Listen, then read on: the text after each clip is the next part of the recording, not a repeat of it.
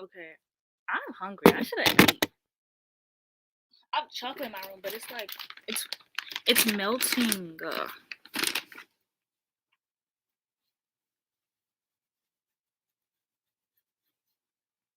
I do not look cute today.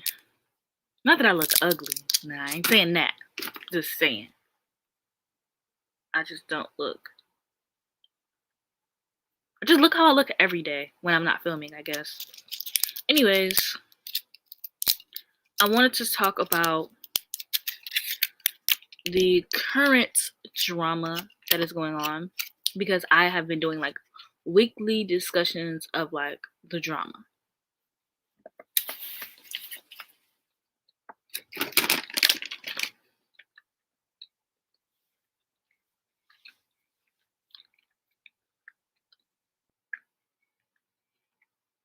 And it's just to keep my subscribers updated because not everyone uses Twitter.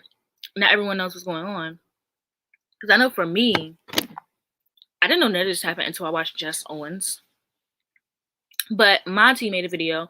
When I'm done with this, I'll leave Monty's video link down below. But Monty made a video and he was just talking about how booktube content is boring.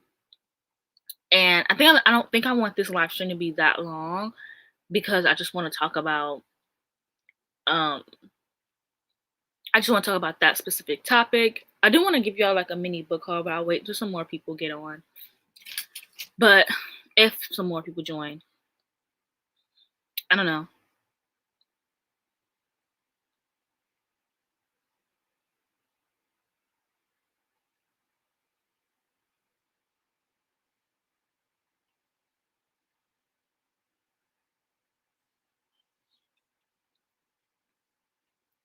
Yeah, I figured a lot of people watch book community, but I just like to talk about like whatever drama, because sometimes it's not drama, whatever drama is happening like the longest, or what I care about the most. Like I typically don't care about author drama. I really don't care about authors. I want to make a video just about like canceling authors and stuff like that, but I don't think it'll be taken well, just because a lot of people don't take what I say. Like a lot of people don't listen to what I'm saying. Like they will take what I'm saying and they will turn it into how they can turn it, and then it'll cause issues, which I'm pretty sure would happen with this live stream as well. But yeah, there's always drama. I never peep it. First of all, you have to follow the people, and two, once I decided to follow people from my other interests, so like comic books, horror, even like the aesthetic book Twitter girlies, like not book Twitter, like booktube book Twitter, but like the aesthetic girlies who like actually tweet about books and don't tweet about videos. Once I started watching their videos, once I started following them, like more of them than more booktubers, my timeline has been so good. Like I'm sorry, but even if for me, if I am somebody who talked about drama all the time and you want to unfollow me, that would be so understandable, because like even if I comment on it, like I don't want to be shady, but there's a few people that I had to mute, which within itself, I usually unfollow people. So I don't see the point in muting people. There's people I have to mute because every time there's some drama, they have to say something. Like they don't even not even just like, oh my gosh, this is so stupid. Like they have to comment on every single drama, and like not everything needs a think piece. Not everything has to be. Twitter is the best, okay? You gotta know how to use it, you know how to work your way around it. Once you make some friends, start talking to people, you'll be good. But there are people who dead ass will just sit here and they will, and I mean there's nothing wrong with it, but if you're sitting on your timeline all the time, like even if it's like the sweetest person ever and they just want to keep updated like with the drama, like you don't need to comment on everything that happens. And so if you comment on everything that happens, I'm gonna have to mute you or unfollow you, even if it's just like, oh my gosh, this is so stupid, because I don't want to see it on my timeline. I do not see any drama on my timeline, to be honest. I get all of my information from Jess. Just Owens. Like, literally, that's where I got all my information from. Thank you. I've changed it like 8 times, to be honest. Exactly. Now, I do follow the aesthetic book Twitter girlies. That's what I call them. They usually don't have themselves as a profile picture, and their account is just like really aesthetic. Like their header matches their profile picture, and their bio is really simple. I follow a lot of them. Now, they have drama, but their drama is entertaining because 1, I don't know what they're talking about. 2, I'm not in it. Excuse me. And 3, I can just scroll through it, giggle, and go on about my day. I don't have to jump in. I don't have to make a comment. I just watch it happen, and I keep it moving. Okay? But anyways, let's get on to the topic. Honestly, like, y'all aren't missing out on Twitter, especially book Twitter. Like, booktube book Twitter is what I call it. Like, literally, it's only just people tweeting about their videos and drama, which is like fine. But me personally, I tweet like every 5 seconds about God knows what. So, but anyways, on to the topic. So, basically, there's nothing wrong with reading sprints. I've never really been into reading sprints. I've done like 2. I've done 2 reading sprints on my own channel. I have done them to support my friends. But I just personally just think like this whole, do I name drop? Do we want to be that person today? Y'all know I don't care. But do I name drop?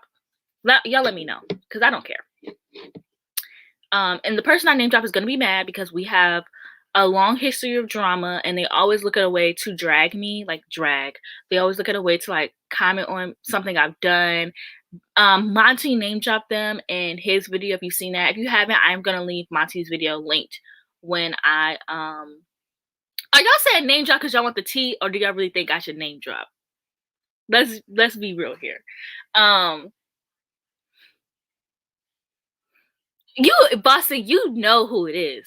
You know who it is. Think about, they go by they, them pronouns, and every time I do something, they have to speak on it. And they were off Twitter for a while, but came back, and now they're starting more shit. Let's just say, ever since they left Twitter, book Twitter hasn't had any drama, and suddenly they come back, and now it's drama. So you know who it is. There is like, personally, I don't care. This is the internet. There is nothing. What can you do? What can you do? Report my account? You're gonna make a counter video trying to drag me?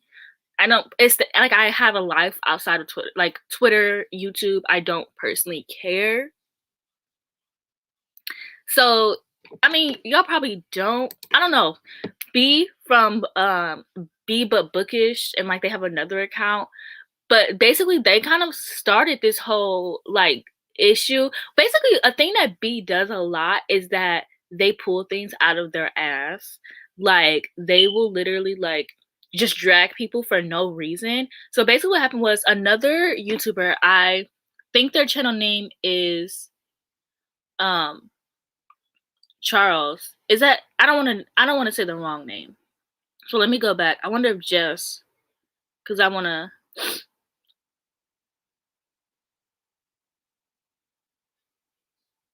Yeah, I don't want to say the wrong name.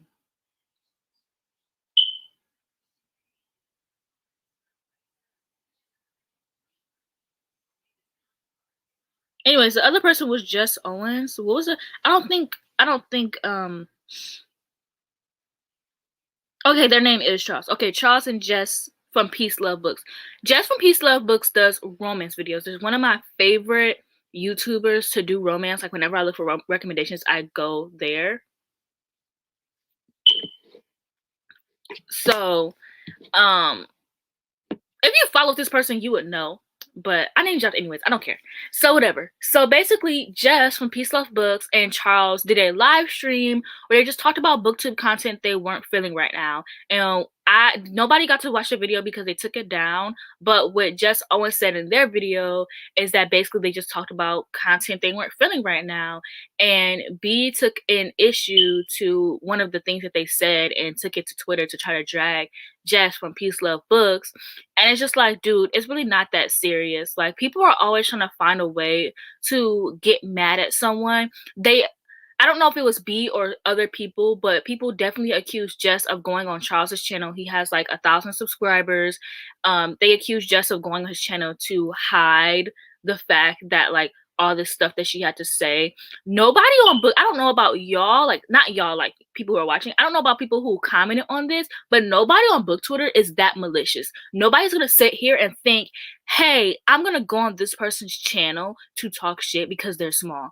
Nobody here is that malicious. Usually things that you say in a live stream, you say just because you're in a moment. Like her and Charles probably felt like she probably felt like she could trust Charles. Like she probably felt like really close, because sometimes when I'm on live stream with other people and we're talking our stuff, I'll name drop people. I'll do this. I'll do that. Because I feel comfortable with them. So she probably felt comfortable with Charles and his subscribers and just say what she had to say. Also, Jess, Peace Love Books, Jess, she does not she speaks up on stuff all the time. Like she's not the kind of person who's gonna say something on somebody else's channel because they're small. Like I've watched Jess's live streams. I'm subscribed to Jess. Like I watch their Instagram stories. Like they are gonna speak up no matter whose channel they're on. So trying to accuse Jess of like going on somebody else's channel. Like nobody here is that malicious. Let's be real here. Like that, and like it's not like the video didn't get seen. It had like 3,000 views. Like that's a lot of views for a lot. That's usually how much my live streams get views. That's a lot of views for a live stream. They may not have thought it was gonna get that many views, but it really doesn't matter. Like Jess Peace Love Books, Jess has never been the kind of person that's gonna like go on somebody else's channel to talk shit. Like that's not them. And it's just like book tour is so annoying because whenever people feel like attacked, they always have to attack that person. Like, but it'll be like something that's not meant to attack someone. Like it'll be like if somebody got mad at this video, okay, I don't care, because I am name dropping people. Like that makes, I can't sit here and not expect people to name drop me. Or not name dropping. I can't sit here and name drop people and not expect consequences. Like that would be really stupid of me.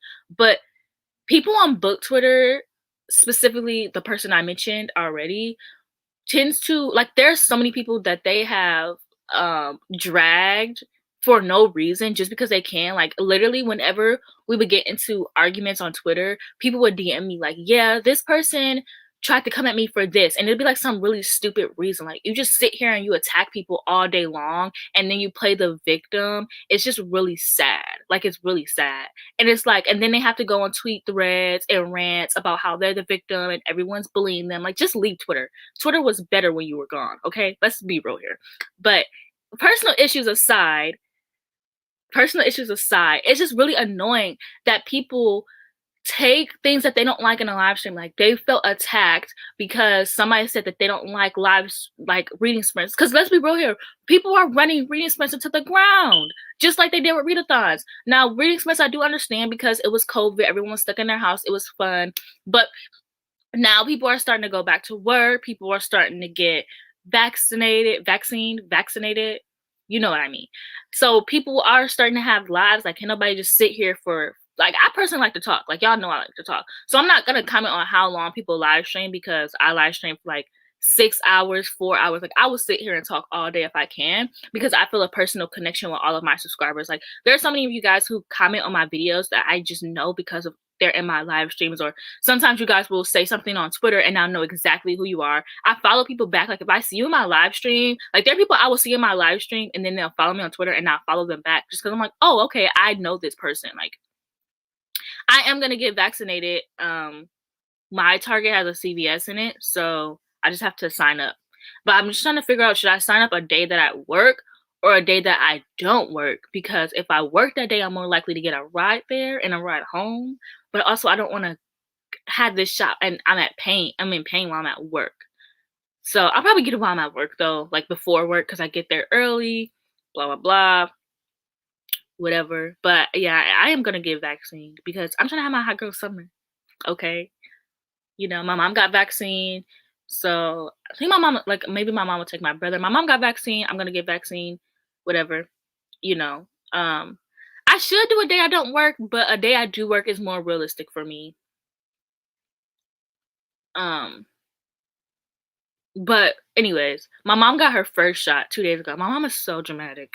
She's so dramatic. She sent us a group chat, like in our family group chat. She sent pictures of her card and nobody responded. So we got home. She was like, "Well, I didn't know one responded to me," and we're like, "Girl, what we supposed to say?" But anyways, oh, the side effects start 12 hours later. So yeah, I'll probably do like I wonder how close I can schedule because like I can do like Sunday or no, I can do Wednesday because I have 2 days off after Wednesday. So I can like do something like that. Yes, okay, that's a good idea. Anyways, back to the point though. Like live streams are just getting really I like that the person who was the person who told me to get vaccinated? I like that you just like immediately as soon as I mentioned you were like get vaccinated. Like anyways, hi Jessica. But anyways, like I've done reading sprints. I've done like 2 reading sprints. They're not for me. I like to talk. Um I don't want to sit here and I can sit here and read on my own time, you know. Like I do like at first it was fun. Like I like the idea. Like usually reading sprints were just on Twitter, and I like to believe that Monty started the reading sprints. But like he would do them every so often or whenever he wanted to finish a book or whatever. But then there started like people who were doing reading sprints just because they want to gain subscribers. If that's what you want to do, or gain subscribers or watch hours, if that's what you want to do, personally, I don't care. I don't care personally, I don't care about anything. Like I don't care if you want to do whatever. If you want to do reading sprints, I don't care. If you want to get mad because I'm talking about how I don't like reading sprints, I don't care. Like I just want to talk about how it's like readathons were ruined. I'm sorry. I have not done a readathon since the Biblio games in June. I can't even remember because deadass right after that. Like I'm not gonna toot my own horn, but I think I really started something when I did the video games because then people started doing like their own readathons specifically dedicated to certain shows. But it got so annoying and it got boring because there was a readathon every single week. Readathons were fun because they were readathons every few months. There were big readathons. Like there was like I know it's probably canceled now, but there's like the Newts and the Owls, and then there was a reading rush that took place, and then there was Contemporary Thon. Like those are ones I always look forward to, and there probably were other ones in between that. But the readathons were fun because you had those to look forward to every so often. So I want to create the video games as like a different kind of I agree. You know what? That is such a good point, Boston, because then like literally there was a point when I would get off work at 10 p.m. Eastern time. I would get off work and I would get on here and there would be 4 different people live. I'm not even fucking kidding. Like I'm not even exaggerating. There would literally be 3 to 5 people live at once doing reading sprints. And most of them were friends. Like the reading sprint girlies are all friends. Like that's cool. Like I'm not hating on y'all. I don't care. But it would be like 4 people live at once. And like I'll be like, oh, like who do I but I would never like I don't know. I know Katie, I don't know if she's still here, but I know Katie Colson, she did a reading sprint. And I like that because it was more talking than more sprinting. And like I know people go there for sprints, but like I just like talking to people. Like I got to know Katie a lot better. And because I'm newer to like subscribe to her channel, so I got to know her personality a lot better. I got to know the things she liked a lot better. Sometimes reading vlogs can't capture like everything about a person, everything they like. And so I just got to know, I don't know, I feel like I got to know her a lot better. Whereas reading sprints, you're just reading, you're not really talking. Like y'all can get good conversations going, and then people do go there for reading sprints. So then somebody would be like, well, can we get back to reading sprints? Which is understandable. Like I get it, you came here for the reading sprints, like give me the reading sprints. But I personally like live streams because I get to know that person better. I get to know like what they're thinking about. I get to know like what's going on in their life at that moment. I'm gonna do a book haul soon.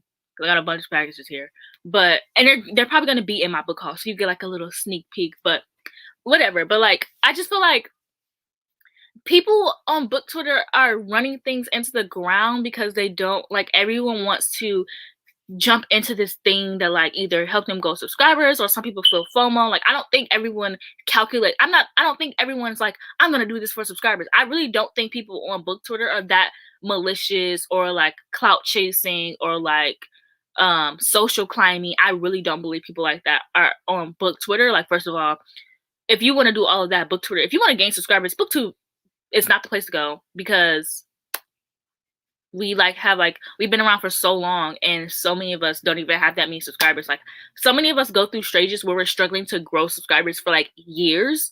So I feel like if you wanna like clout chase, booktube is not the place to go, and I feel like people already know that.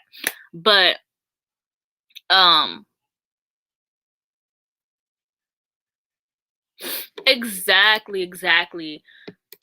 Yes, exactly. Because, like I said earlier, I don't know if you were in live stream, but personally, I love going live. Like, if someone follows me on my live, I mean, somebody is in my live stream and they're commenting a lot, and I notice that, and they follow me afterwards, then like I'll probably follow them back because I feel like I know them depending on how much like what we talked about, how much they were saying. Like, I personally feel like I know you well enough, or you were funny or interesting, and I want to follow you back.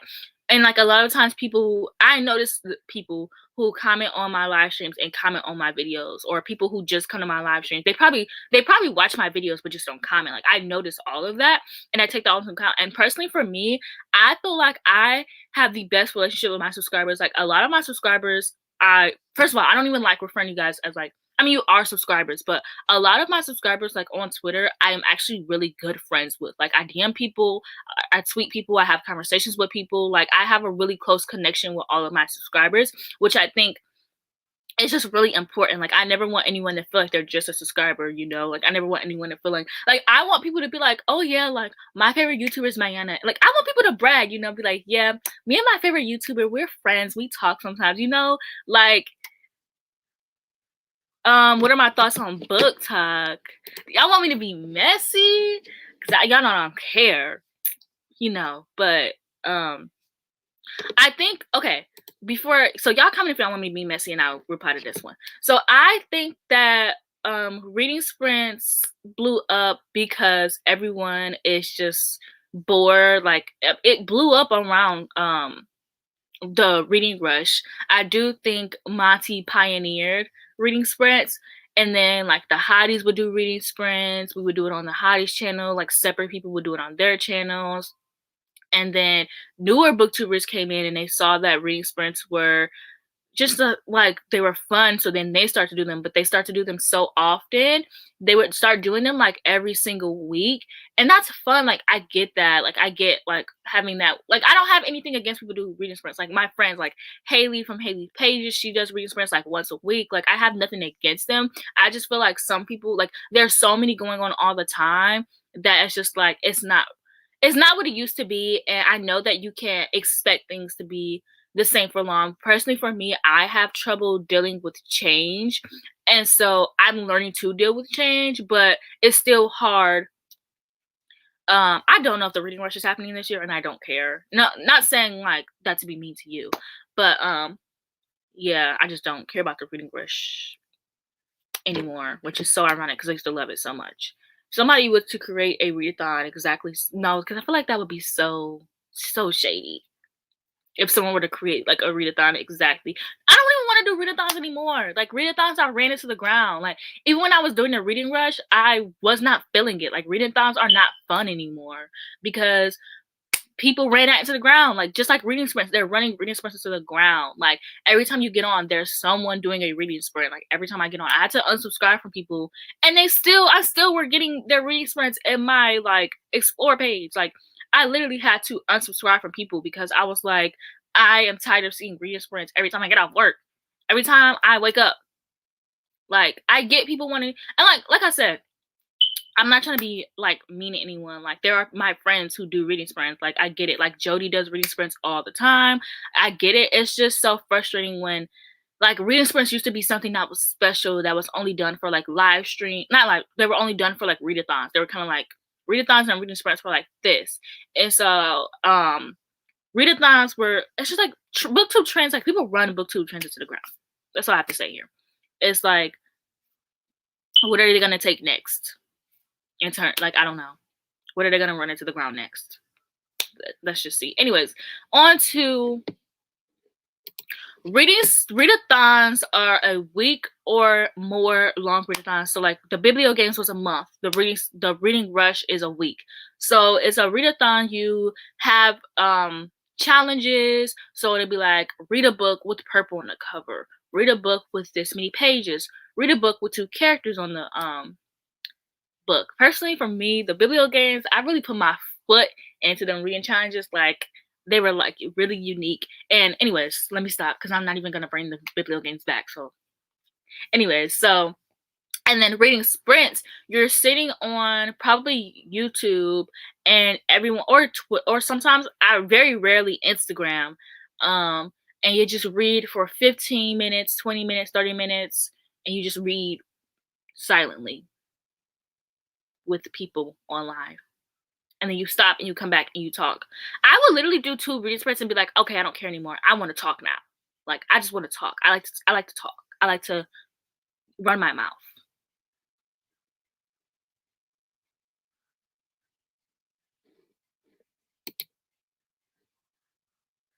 Yeah, I'm not saying that it's like not or anything. I kind of did bring that up a bit earlier. It's just like I think my thing is just that they're not as special as they used to be. Like every time I get on, there are people doing it, and it's like I think I've just noticed everyone who a lot of people are getting tired of reading sprints. Reading sprints were never for me because I just like I said, I like to talk, but I'm not like shading anyone who does like to do reading sprints. Like I said, Jody does them all the time. Haley from Haley's Pages does them all the time. Like I understand that. It's just like I don't know. For me, for me they were a coping mechanism. Like going live was a coping mechanism for me, but it's just like I kind of got personally for me going live, I like going live all the time, I got tired of. And I feel like I don't know. I mean, at some point I'll probably bring the biblio games back, but uh it was this readathon I had. It would take place in February and I was trying to push it back to the summer, but I just realized that like it's just really hard. So basically everyone was put into teams and it would be like the first time I did it, we did like what did we do? The first time I did it, we did we did worlds, like fantasy worlds. So we had like Ketterdam, we had Derry from It, we had Camp, we had Percy Jackson, and there was something else. And everyone was put into teams, and basically, it's not a competition. Like, it's so irritating me when people be like, "I want to participate," but it's a competition. It's essentially is a competition. Like, it's just to see who reads the most pages, but it's not like it's not to be competitive with. It's mostly just to have people make friends and to like boost people's like how much they read that year. Um just help get people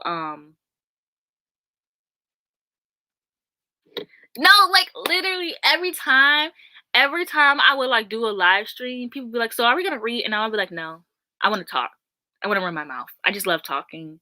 And you can't talk when you're doing reading sprints. Which even when like me, Mika, and Jocelyn, like we don't do reading sprints per se. We just sit there and read. But sometimes when we're just sitting there and read, I'm like, "Hey girls, like I want to talk about something," you know. And then like we will go back to reading, and like 5 minutes later, I'll be like, "Yeah, I want to talk again." Like I just like to talk.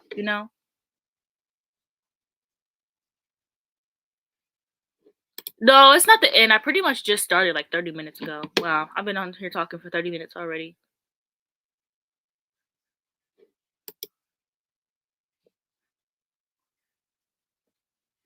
Yeah, because it's such a like signature on her channel now. So like if she were to stop doing that, people would be like, "Girl, what the fuck? Like get back to the reading." And I just feel like um please, Natalie. At some point maybe. It's just a lot of work. It's really hard like keeping track of like finding like something that help keep track of like what people are reading or like like how many pages people are reading because we did the sheets thing and that was hard because people would come in. It was so many people participating. I think we had like 600 people participating my first time. It was like 400 people the second time, but like it was so hard. Like I couldn't lock the page at a certain time because it would mess up for some people. Like certain people couldn't do that, and then people would be cheating and like or not even cheating, but somebody would be on the wrong page and like inserting their numbers, or some people would be cheating and inserting their numbers. I'm not really reading anything right now. I am going to be starting Crown of Gilded Wolves. I got the hardcover, period. I'm gonna be starting this soon. Hopefully, I was gonna film my wrap up today, but I'm gonna film my wrap up Saturday. So hopefully I'm like somewhere done reading it. But oh my gosh, Alicia, I've missed you, girl. But anyways, somebody asked me how I felt about book talk.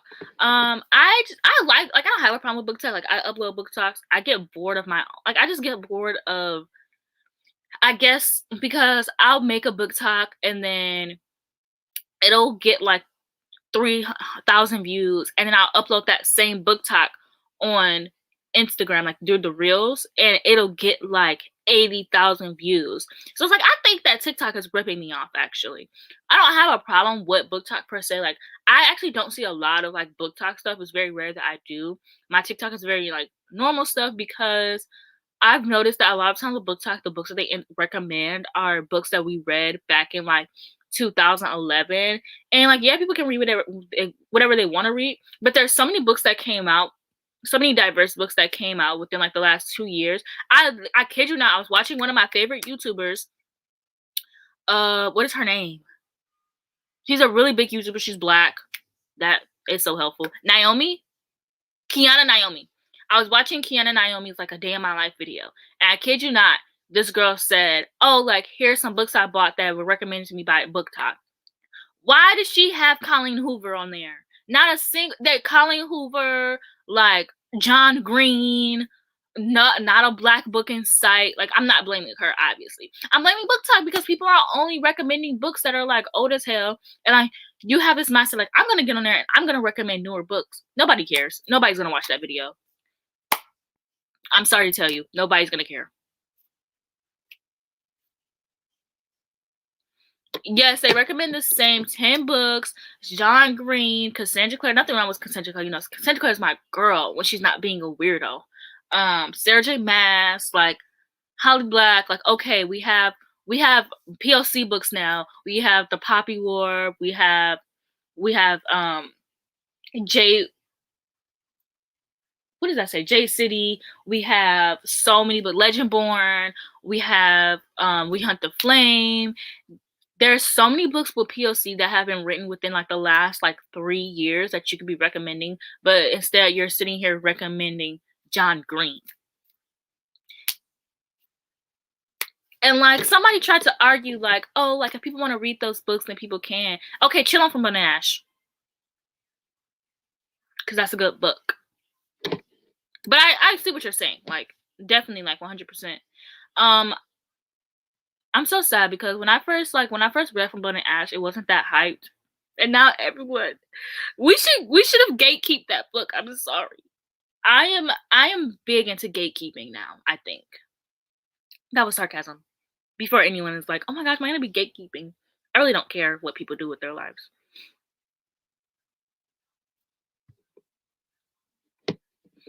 Y'all know I love my funny books, you know, but you're right.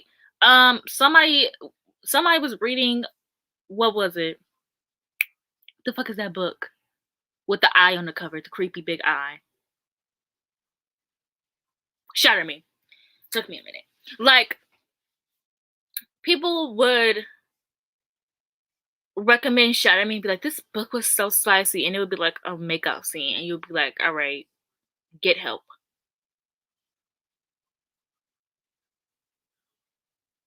I mean, Acromath like is pretty like smutty. Like, it is. Like, I could understand why people like that makes sense. But like Shatter Me, Cassandra Clare literally just hints at them doing stuff. Like, it'll be like, he kissed me, and then it'll be like fade to black, and then it'll be like, you have to like put 2 and 2 together based off that. Girl, wait, because I have some things to say about Miss Jennifer L. Armentrout. Okay, I love From Blood and Ash. That is my book. I want to do a video on this, but I don't think I will because I don't want to ruin my chances of getting sent the 4th book, okay? I have not been sent a book yet, but I don't want to ruin my chances. But I mentioned this briefly. Jennifer L. Armentrout deserves to be in jail because of the plots that she is stealing. Like, she literally, like, what was that book? The book I read, I don't know if anyone remembers, like, my books basically, it was a video of me reading books that are similar to each other. So people were saying that Twilight and Crave were similar. People were saying that The Vampire Academy and Jennifer Armentrout books were similar. Let me what book is it? Thank God authors list all their books in every single book that they have. Half-Blood, the convenient series. Half-Blood. Half-Blood was a literal ripoff. A literal ripoff of the Vampire Academy. Like literally there were so many similarities. And then she released this. Okay, so I follow her on Instagram. She's like one of the only authors I follow on Instagram. So she was talking about this Passion Flicks movie she's getting for this book she wrote called Wicked. So I was looking at it and I'm like, these bitches kind of look like Shadowhunters. And then they have like things up their arms, and like the main girl has red hair. She released the trailer. Bitch, I went to go watch it. It's literally the Shadowhunter Chronicles, but more smutty, spicy. From Blood and Ash may not have. Well, first of all, there are a lot of things from Blood and Ash that I've peeped that she's stolen, but it's nothing big enough for me to have evidence of. But from Blood and Ash, she didn't steal like the plot or anything. She definitely did steal the way that Sarah J. Maas writes. Like Hawk and Reeson are the same person. I just happen to like Hawk a little bit more. Sorry. Obsidian literally came out when like Alien books were popular. So she didn't steal any plots, but like Miss Girl knows how to keep her coins up. That's all I'm gonna say.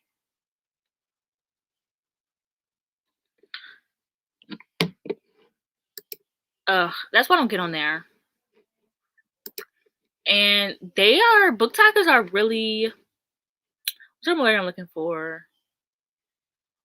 It's not mean, but they'll be like, I get BookTube, but I just like won't sit there and watch a video. Like you already know a bunch of them was mad at them reacting to BookTok videos, which I am never gonna do because I watch BookTok, so it's not like the first time I've seen them. I don't think they're funny. And I'm not a reaction kind of person. Like I don't react like that. So you would just be sitting there and watching me look like this for 15 minutes. Just watching TikToks. And that's boring. Nobody wants to see that.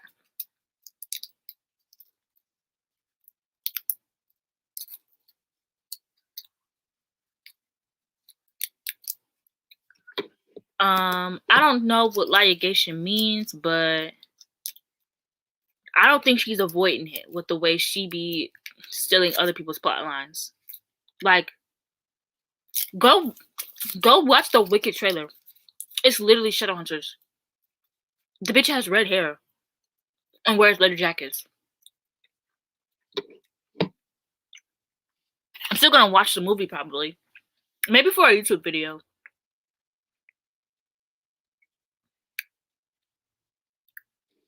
What alien TV show? Not gonna lie though, I kind of wish she would steal the plot lines of the 9 Lives of Chloe King because I love that show. I know it's a book, but it was a good plot line. But anyways, I can't do too much complaining because like I said, I love her. I'm still gonna keep giving her my money. I have the Crown of Gilda Wolves is #1. She's the #1 author everywhere, as she should. I literally alone funded this woman pockets. I have both hardcover and paperback of all 3 books. I have all 3 books on audiobook, and I bought The Crown of Gilded Bones on ebook. Why did I do that? I don't know. I have not seen Shadow and Bone. Me, Mika, and Jocelyn are gonna watch it together. When? I don't know. We're gonna like Netflix party it, but I've just been busy like reading. Oh, that show. I'm gonna watch that. But yeah, I'm gonna watch it soon. I have seen some clips. I can't wait to see Matthias. I've never been a Matthias fan. Like when I read, well, to be fair, when I read Sister Crows, I didn't care about anyone. I'm not gonna lie to you guys.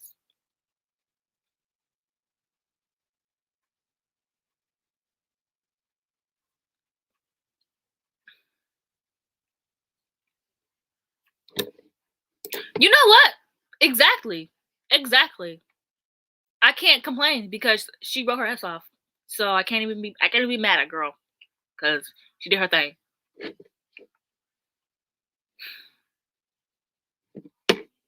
That is why if there is a book out here that you want before it becomes a movie, buy it. If you like Dune, I bought a lot of Dune. I'm even gonna be reading Dune soon. But like Dune, I bought them covers because once the movie comes out, you are not gonna be able to find it anywhere. The original covers are I got these covers.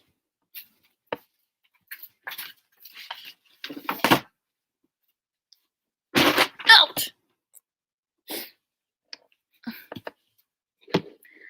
Yeah, we literally are like roommates. We FaceTime like all day, every day. We go to sleep on FaceTime, like literally. I have not read Vita Nostra yet. I read one Dark Academia book in April. Anyway, so these are the covers that I have. They're really pretty. And these are the hard covers, you guys, because this is around the time when a friend gifted this to me for Christmas. A booktuber friend. She's not on booktube anymore. Her name was Danielle. Do I still have the thingy in here? I think the thingy is in one of these books. She gifted all 3 books to me, and this is around the time when I had to have everything in hardcover. Like, I found this book. I found this in hardcover. Like, I searched through the depths of hell to find it. Because if y'all know, like, one thing about me is I love my hardcovers, okay? So, but now recently I'm not like that. Like, I don't have to have a book in hardcover. But I would suggest getting these if you can find them. They're a lot prettier. Like, look at this. Like, they're so pretty. They're a lot prettier, but if you can't find them, like, I don't know what to tell you.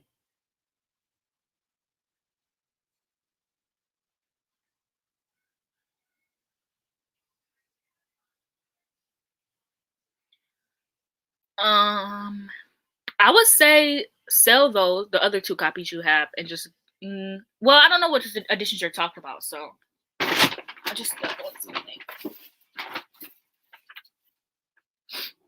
Ugh.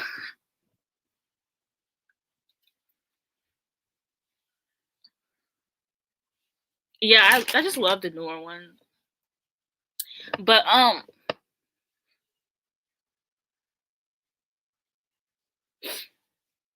just annotate. I mean, if you care, annotate the e-copy. That's what I do for my dark romances. I annotate, and then it's fun because I get to post them on Goodreads if I annotate from my Kindle. But I know a lot of people are really particular about their, like, I want to annotate Crown of Gifted Wolves on my Kindle because, like, what the fuck would be the point?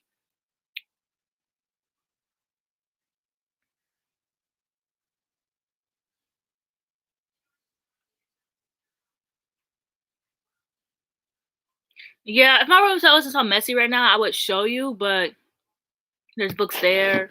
That's the wrong way. Look there.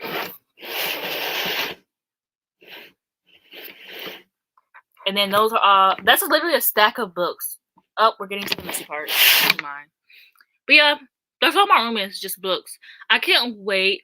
I literally just, every day, I just dream of, like, having my own, like, house and having a library and a garden. I believe I'm gonna marry a rich man because, like, on my Pinterest, bitch, why do I have 8 rooms on my Pinterest? It's like a game room, a movie theater. Who am I gonna marry? I can't even get a boyfriend. Who am I gonna marry? I would say the Poppy War. The City of Brass was, it was okay. I do want to finish soon, but I would say the Poppy War because I like that more.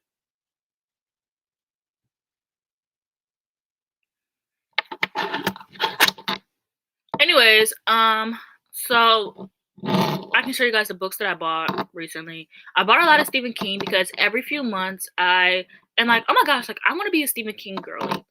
Because I like Stephen King movies. I love, like, Carrie, It, the Through the Tall Grass, whatever the movie's called. I love that movie, even though I can't remember the name. Like, I love all of Stephen King's, like, movie adaptations, and then, like, I open his book, it'll randomly say the N word, and I'll be like, oh, goddamn, like, you know.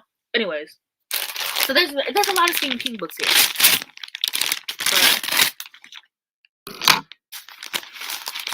Okay, so in this package, I got A Simple Life, which is a thriller or horror, and this is about two brothers and their friend who stumble upon a package.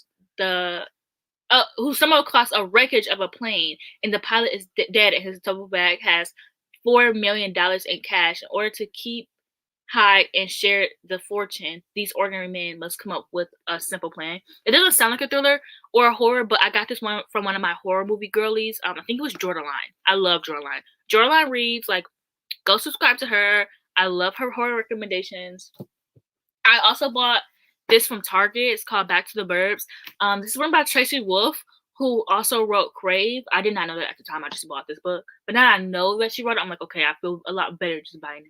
I literally will just sit at Target and on my breaks, or sometimes not on my break, and I'll just read the back of the books, and then any indication of like enemies to lovers, I'll be like, okay, I'm buying this book now. So this was the only like enemies to lovers-esque book I could find. And then I got Batman, the long year. I said I was going to read this in April. I mean, I still have time to read this. But this one is going to be turned into a movie. I love DC animated movies. This one's going to be turned into a movie. Oh my gosh, yes. I literally love her. Like, she's so funny. I was up watching her videos last night, was giggling. She's so hilarious. Anyways, so I got this one because Naya Rivera is going to be voicing Selena Kyle, Catwoman, and I think that is the perfect fit. Like, I'm so sad because I feel like she would have made like the perfect Catwoman, like in real life Catwoman. The green one is called Back to the Burbs. I don't know if that's like, I don't know if this is if you can see this like the right way. I do not have any horror suggestions. I don't really. I'm starting. I would go watch Jordaline. Go watch Jordaline or Beth Dupuy. Go watch one of them. They have the best horror recommendations. I'm assuming. So then I got this Stephen King. Ew, it's sticky on the back. Ew. I got this Stephen King book. It's called The Eyes of the Dragon. It's his fantasy book. I've been wanting this for a long time, so I finally bought it. I'm gonna put that somewhere else, because ew. What if one of these packages weren't mine? Oh no, they both are.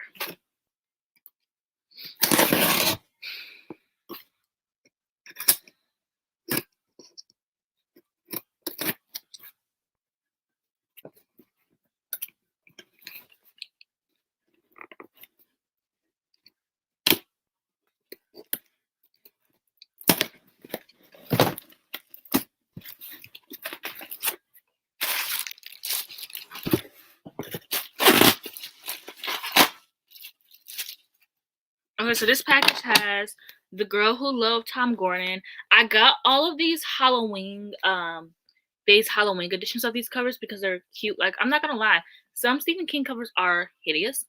So I got The Girl Who Loved Tom Gordon. I did not get Carrie because I have read Carrie and I did not like it. Carrie's my favorite movie and my least favorite book. I got Misery. I did get Rose Madder. That is the one I'm like most excited to read. I've never read Misery before and never seen the movie. And then I got House of Hollow, which I am obsessed with this cover.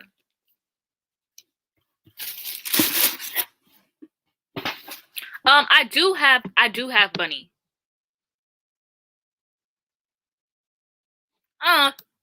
I wish somebody would have told me that. Well, not that I hate middle grade. I just don't typically.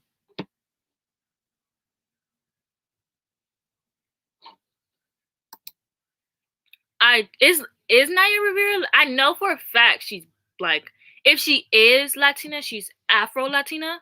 But I don't know if Naya Rivera herself is Latina. I'm gonna Google that because I don't think that she is. Like, just Latina. Like, I'm pretty like, you know what I'm saying? Like, I'm pretty like, if she is Latina, she's Afro Latina. Like, I know that she's black for sure, but I did not know she was Latina.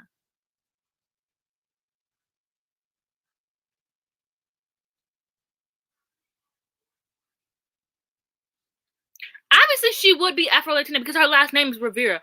Am I a dumbass? Like, literally, I typed in Rivera, and I was like, duh. But yeah, she's black and Puerto Rican and German, but like, but yeah, she's Afro-Latina, which I think that she would have been. She already is the perfect.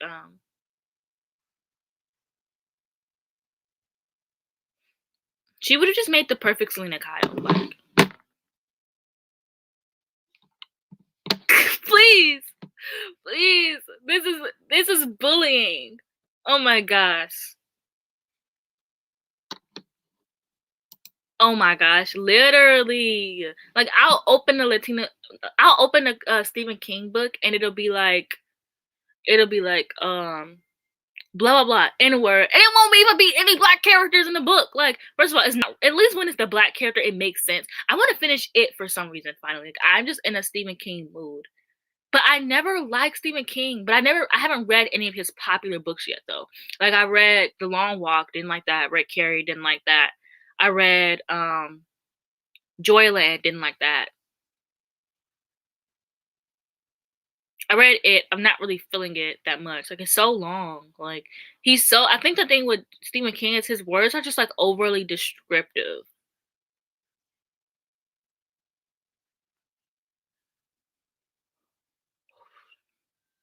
And it's crazy, but the thing is like, I understand that people don't want to read Stephen King, but I just don't think he's racist. Like, I don't think he hates black people. I'm just like, I have not read The Institute. I don't even know if I own that. My TBR cart blocks like half of my thriller shelf, my thriller horror shelf.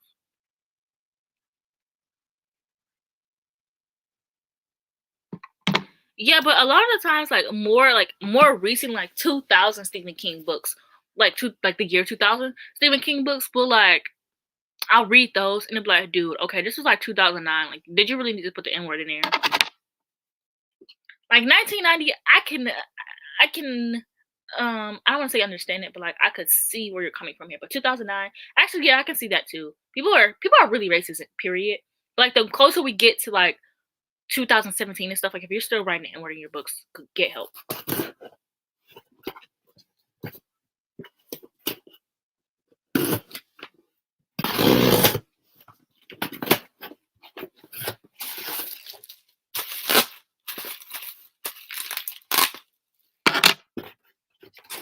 And then the last book I have is this book is a lot taller than I thought it would be.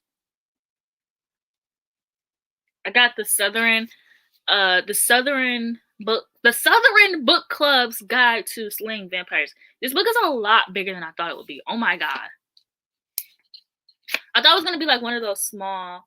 Ooh, I like how it has anyway, so I read I got an arc of the Final Girl Support Group and I loved it. It was so good. It was so good. I cannot. I have to pre-order it. Well, I pre-order my things by month, so like now I have all my May books pre-order, and then in May I'll have all my. I do have some of my June books pre-ordered, but like I pre-order them by month. So like in June I'll have all of my July books pre-ordered. But oh my gosh, it was so good. I had to get this one. I have read a Grady Hendrix book. I read one of his books is like the IKEA catalog looking book. I read that one. Ugh, I don't know what I want to read now. I want to read so much.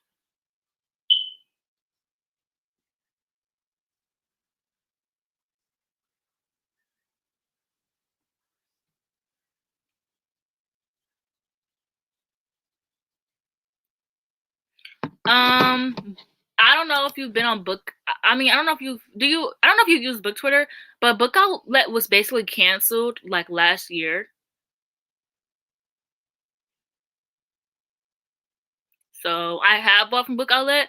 People, like I said, people used to like if you just search Book Outlet haul. I don't know if there'll be any recently, but like there's so many Book Outlet hauls on there. But people just stopped. They stopped buying from there recently because um basically when the Black Lives Matter situation was going on, a lot of people noticed that like they don't have any black people on their website, and they tweeted something that like they should not have tweeted during the movement, and then so a lot of people canceled their a lot of people canceled their, like, you know how they had like a, I don't know if you know, but they had like a whole YouTube. Oh, okay, okay, okay. I got you then. I got you. So basically they had like this whole section on Book Outlet where just it had booktubers, and I think the only black booktuber they had was Naya Rivera. Naya Rivera. Oh my god. Naya reads and smiles. Anyway, so me and Mika had applied and they basically just kind of denied us. But there were people like around that time I had like 5K. There are people who had like 2K that was on there, like not trying to like subscriber shame anyone at all. But there are people with like 2K on there, like white girls with 2K. I was like, okay, well if they can be on there, I can be on there too. And they basically denied both me and Mika. Like actually I think I had 10K at the time and Mika had 5K at the time. Or it was something like that. Something like that. Like we had enough to be on there clearly because they had a bunch of white girls with 2K subscribers. So I was like, well, why can't be on there too? And they basically denied us both. And then it basically came out that a lot of black booktubers applied to be on there and they said no to them. And then they also just tweeted something. They tweeted, oh, I remember what they tweeted. Basically, people were like, okay, well, why aren't you letting these black people? And they were like, we wanted more family friendly booktubers to like on our page. And then Lala was on there and Lala was like, I cuss all the time. Like I'm not like family friendly at all. And so, yeah, that's what they meant. Right, they blamed it on profanity, and Lala was like, "Girl, I cuss all the time, like literally." And so, yeah, basically, and so everyone canceled. Every like booktubers work with them, like said they didn't want to work with them anymore, and nobody has used Book Outlet since. Like I literally just heard for the first time, and because Book Outlet has almost been canceled for a year, and maybe like June. It'll be June when they were like canceled.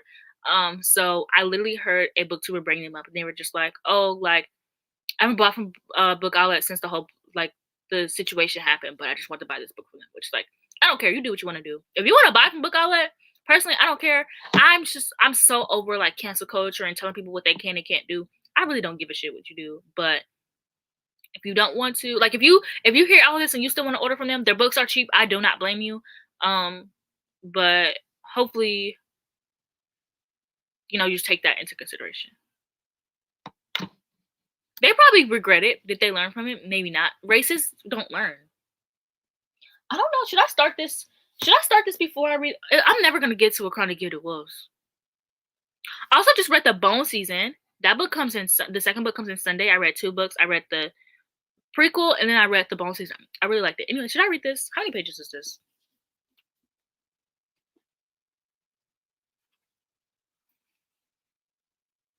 402. I could read this all in a day.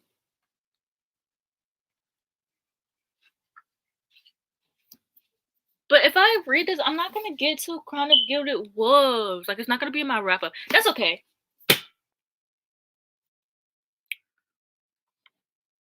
Yeah, that intern definitely got fired. They're probably like, I hate black people. You know how racists are. They never want to take into consideration the fact that they're racist, and they always want to blame other people.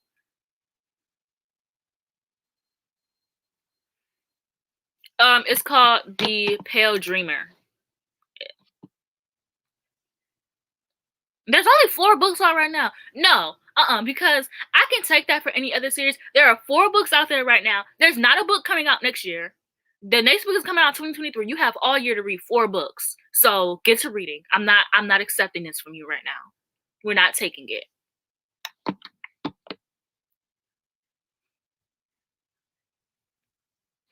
Yeah, and I be buying from Amazon. I'm not gonna lie to y'all. I'm sorry, but the 2-day shipping gets me every time. Like I'm sorry.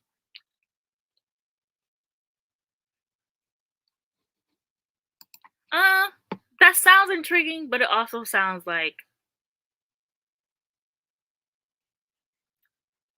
are they all whites? No, I don't think so because no, this sounds intriguing. I don't think they're all white because I read the Final Girl support group and there was a black character in there. She did die first. That was a thing, but that's okay.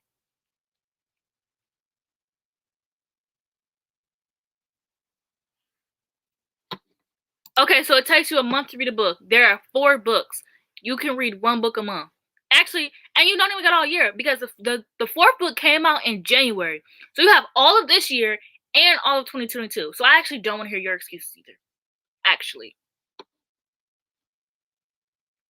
because it'll take you 4 months. So you can even read other books. You can read 2 this year and 2 next year. I don't want to hear it. I don't want to hear it.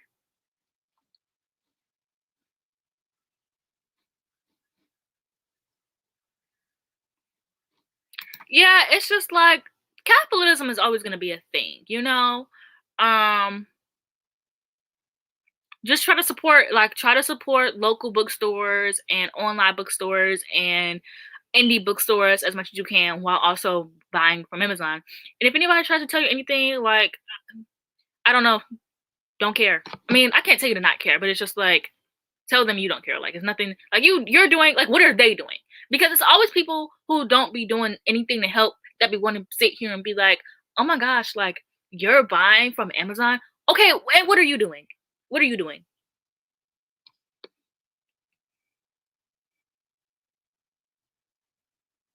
Yes, yes, I remember that. They were like, they were putting their foot in their butt. I'm sorry. Like, they literally were kicking themselves in the butt.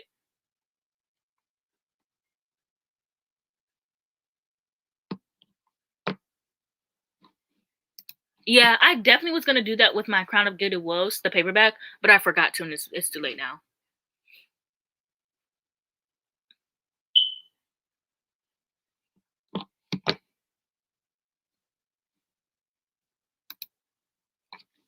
Thank you. It be people who be living in these big houses who can have like all of their books in a separate room, and they be having like 8 cars, be sitting here like, you're buying from Amazon? Like, actually, go take your 8 cars and go somewhere.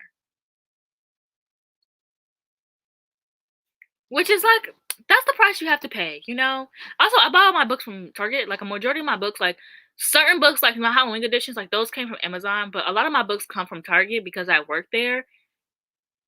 Um, I don't know where that money goes to. Like, if it goes to like, I don't. It obviously doesn't go to Amazon, and you can price match to Amazon at Target. So I be in the guest service line. The guest service people already know me because I work at the cash register every now and then. Mostly every shift I have, I'm working at the cash register. So, and I be having, I be having the guest service people. So, just go to guest service, be like, can you price match to Amazon? You gotta pull the Amazon price up, so had it up there. But pull it up and they will price match it, and you're getting Amazon prices for a book that's not on Amazon. So exactly. I probably could afford it actually. I'm just cheap.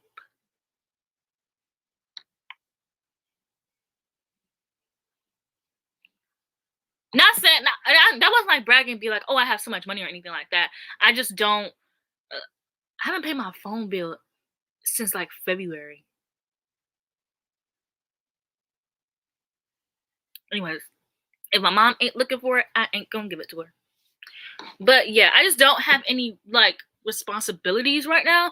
That's why I have so many books. Like, if you live at home with your parents, or you are able to just buy books, I personally say do that, because around the time that you move out, like, you'll have all these like, I keep most of my books in my closet, in my basement. I did find a spider on my book once in the basement that was terrifying. But if you can afford, like, if you don't live with your parents and you don't have to, like, if you live with your parents and you don't have to pay rent, or even if you live with your parents and you pay rent but you don't have to pay that much, if you can afford to build your library now, I think that me building my library now is the smartest decision, because I have all these books. I bought all the books I wanted before I joined booktube. I have all of these books. I rarely ever spend money on books a month. Like, February, this I mean, if you watch my hauls aren't that many books recently. And then, pretty much, unless I find a bunch of new books to buy, like, I'll only have to buy like pre-orders, and you'll have your own library built, so that way when you move out, by the time that you move out, you'll have your own library. Like, you won't have to worry about spending money on books like that. You know what I'm saying? Moving out of the country, yeah, I don't know how to help you. Um, yeah, I don't know what advice I can give. But literally, my all of my money goes to me buying books. I am saving now because I do want to move out eventually. How? And I don't drive. I'll think about that when I get there. Exactly. Exactly. Because literally when you move out, like I'm probably gonna have to buy like maybe I have to buy IKEA shelves because these are Walmart shelves. They've lasted me longer than I thought they would, but I definitely give them another I want to say another year, but it's looking like another few months before these bookshelves collapse. But literally, all you have to do is just buy a bunch of bookshelves, and then you'll already like have enough space for your own books. But by the time you move out, you'll literally have your own library. Like yes, Facebook Market, thrift books, book outlet. Don't nobody gotta know if you want to. Like I said, if you want to shop there, I ain't shaming you because I get it. I understand. The books are cheap. I understand. Nobody got, especially on a book. What are people gonna do? Shame you? No. So, not saying not promoting it, but I'm not saying not saying I would shame you if you did, because I don't believe in like shaming people. Well, not everyone knows. I just don't believe in shaming people. Like, unless you're like, a weirdo, not a weirdo, and like, I'm weird, but you know what I mean. Like, it's not like you're like, I don't want to say the words and get demonetized, but like essay. I watch a lot of Frenemies, so you know what I mean if you watch Frenemies, like essay, like sexual A word, James Charles. Like unless you're like James Charles, Jake Paul, like any of those weirdos, then like you really have. I don't believe in shaming people unless it's like for those reasons. Then we shame. If you're like a Jake Paul, James Charles kind of person.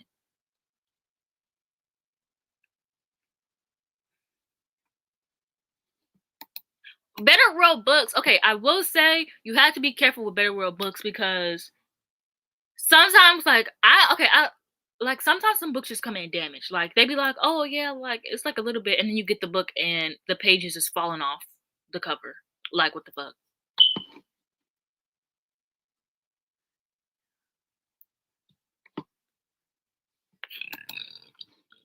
Excuse me. That is so smart. I don't have a credit card yet.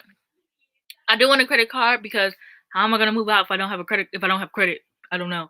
But I do want a credit card, but it's just like I don't know what I would buy on there. Like I don't really I rarely ever buy like expensive stuff. I could get like a MacBook with that. Another MacBook. 'Cause this one is I'm gonna have to ask my dad for a new MacBook for Christmas. Oh my gosh, Depop is so gentrified. But like this person said, Depop is great for used books. Now if you want clothes, go somewhere else. But and not even used books. You can find like book box stuff. So if there's a book box you wanted and you didn't get it and you wanted the stuff in it, you can find stuff like that on there. Before I joined Book Twitter, I was on eBay. Like I was buying my books from eBay. Like I was up, and then you could see the pictures on there. Yeah, I was buying from eBay. Yeah, they do. You have to kind of look at what it says, but I just trust thrift books a little bit more than Better World books. It's just something about that site I just don't like. A book depository, even though book depository is owned by Amazon, they send you free bookmarks, and I actually don't have like I've literally bought in like I want to say 10 books from them, and I lost every single bookmark that I got. So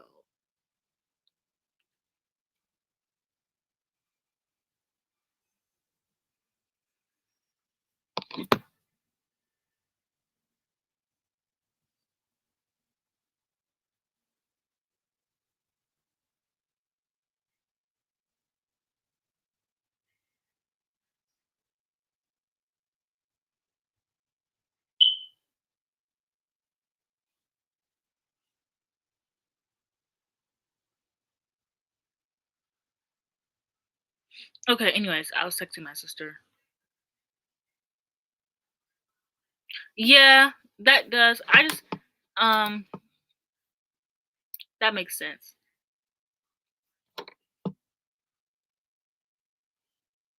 Exactly. Now, also, if you're not opposed to using Amazon, you can always go on Amazon and then type in not type in like you can switch to another country and then buy books from there. But it's smarter to just do book depository because it'll come a bit faster and I don't know. I just like it, and they send you free bookmarks.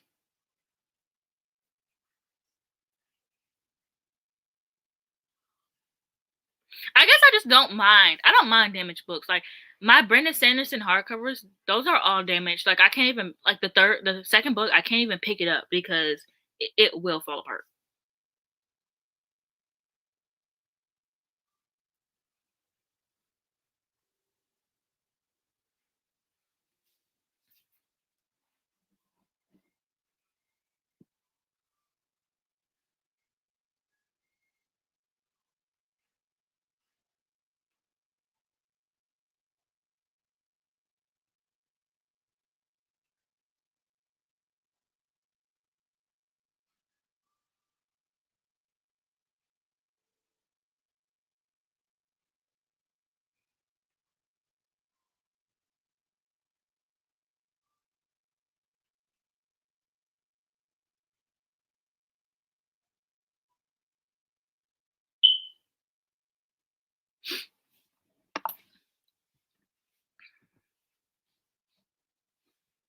Discover books. Okay. Where'd that go? I'm gonna keep that in mind. But to be fair, nobody posted labor protection except for Amazon. At least from what I've bought. I don't know. I've only bought from Book Depository recently, so they could have switched it up, but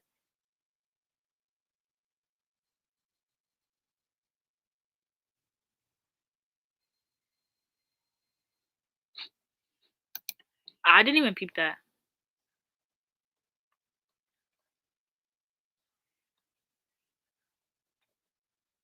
I don't know what you're talking about.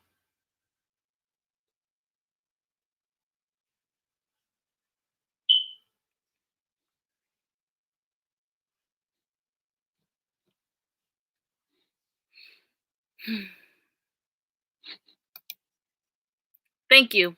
Thank you. Amazon Prime Day, I be in there like swimwear. Yeah, I'm sorry.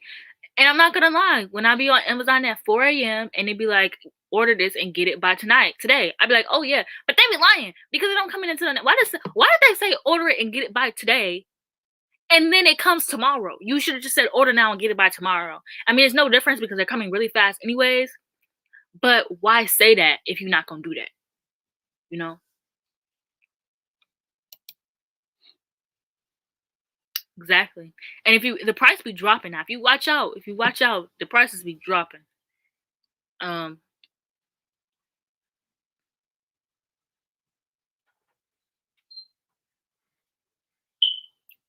and I'm not gonna lie, I pre-order my books on Amazon because they come in that day. Like, why would I order from Barnes and Noble if they're not gonna come in until that Friday or that next Monday when I can get it the day it comes out that Tuesday? Because at that point, I might as well just get an ebook and not have the book.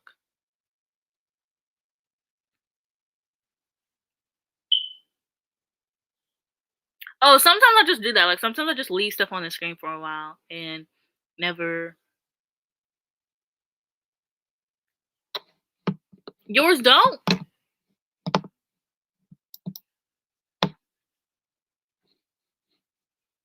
Now, do you order from Amazon?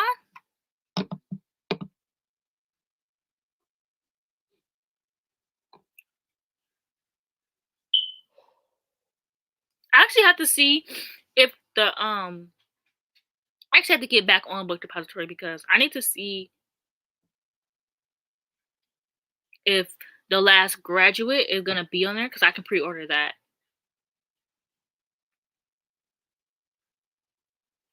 Which is Daily Education Book 2.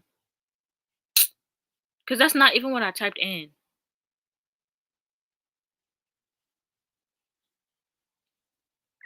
Oh yes, I can pre-order. Because I want the UK copy because I'm sorry, but the US copy is ugly as hell. Like that whole grammar, the gold, like okay, like with this book, it has a white trim around it, which this looks fine. I gave my US edition of Daily Education to my sister, but it basically has this gold trim around it, but it makes the paper, because it's gold, like it's literally gold, it makes the paper like go out like this a lot. Girl, What the heck? What is this? Amazon working my last nerve. Because I just got another book the other day, and they were tripping. Not playing with them. Anyways.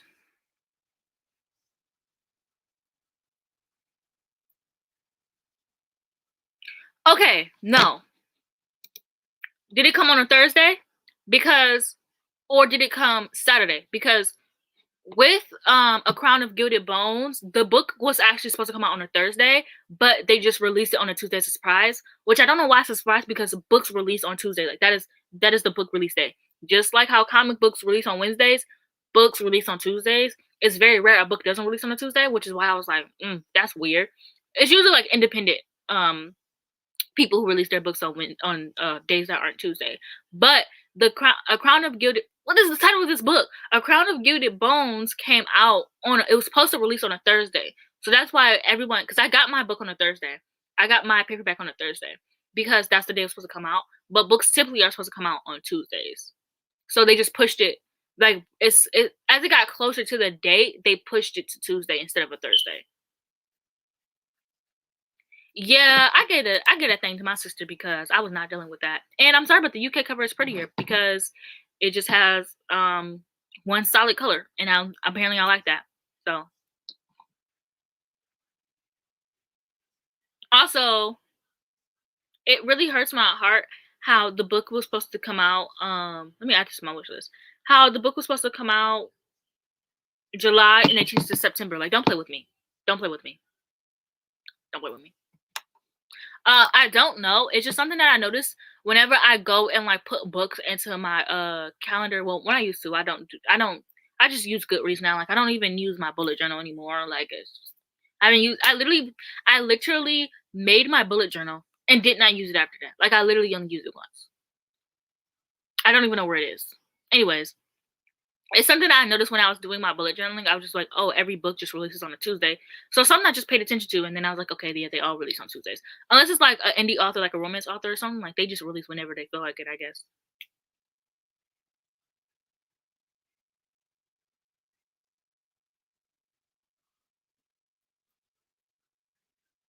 Huh?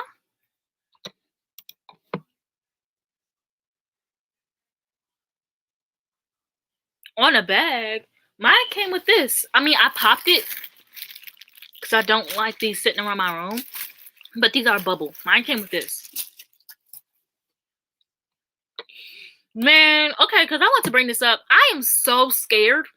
I am so scared for the Inheritance game too because what could you like? The book could have all been done in one book. And also, I went to go do research on her other book, and I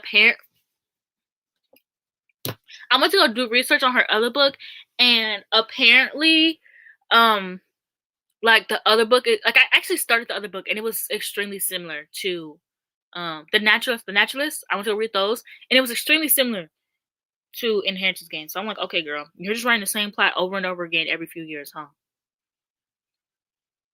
I have a lot of wig glue stuck on my hair.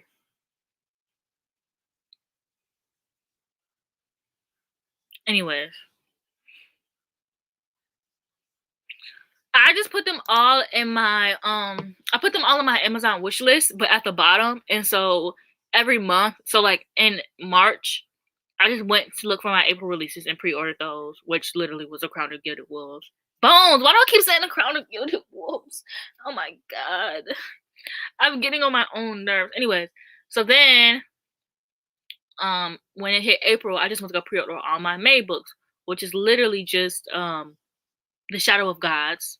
And then in June, and then in May, I'm gonna pre-order well, I already pre-ordered my June books. I got my black books pre-order, okay. So I got Ace of Spades already pre-ordered, period. And what else do I have pre-ordered? Oh, I already got, like, I got my most anticipated reads already pre-ordered, like, period. So, June I have For the Wolf and Ace of Spades already pre-ordered, and then I have This Poison Heart pre-ordered, and I have Margaret Rogerson's new book pre-ordered too, which that doesn't even come out till September. But like I said, I have all of my anticipated reads like pre-ordered.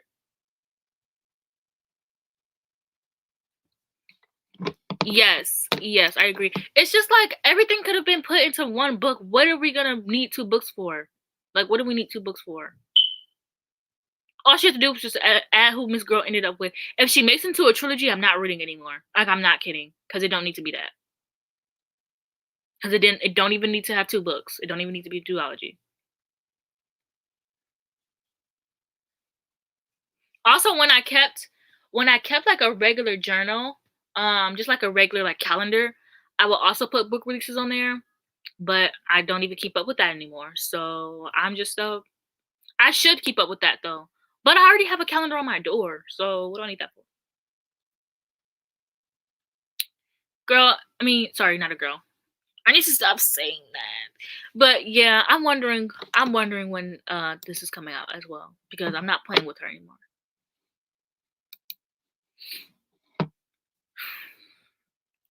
I've never read Carve the Mark, but I think it's the same like with Daily Education. Like people hadn't read it and everybody was calling it racist based off this white person and their review of the book and their opinion. Didn't even use microaggression in a correct term. And you're sitting here listening to this white person, they don't even know how to use the word microaggression. Okay, whatever. And so I think it's just a case of that. Like some white person read Carter Mark and was like, "Hey, this is racist." But I've heard some reviews of Carter Mark, and it doesn't sound like. I think people are reaching. Like it sounds like a fantasy world, and she just created like colors, and like the darker people are the ones that are oppressed. I don't know what the issue is with that, but you know how book. Oh, I thought you said when are we gonna bully? Hi, Brittany.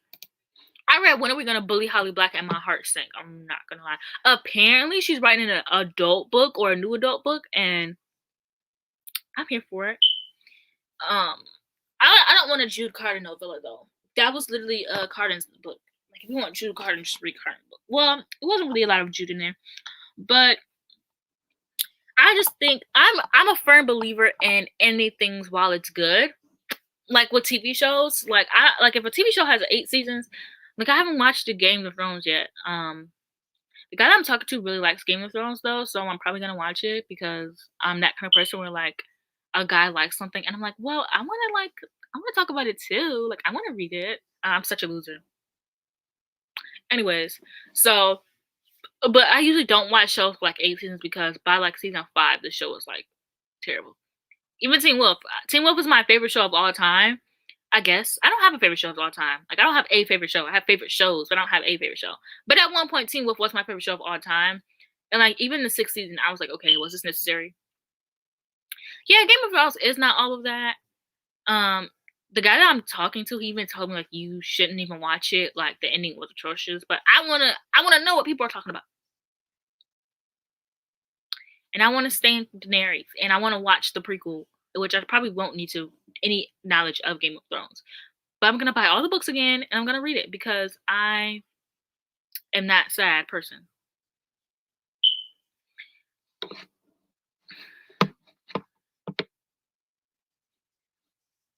Yeah, I watched every single Teen Wolf episode. I watched the season finale.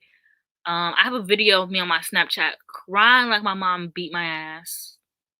And it was just because the show was ending. I'm gonna cry again. Teen Wolf was literally my life. And I'm not talking about if you're one of these girlies, I'm not judging you, I don't care.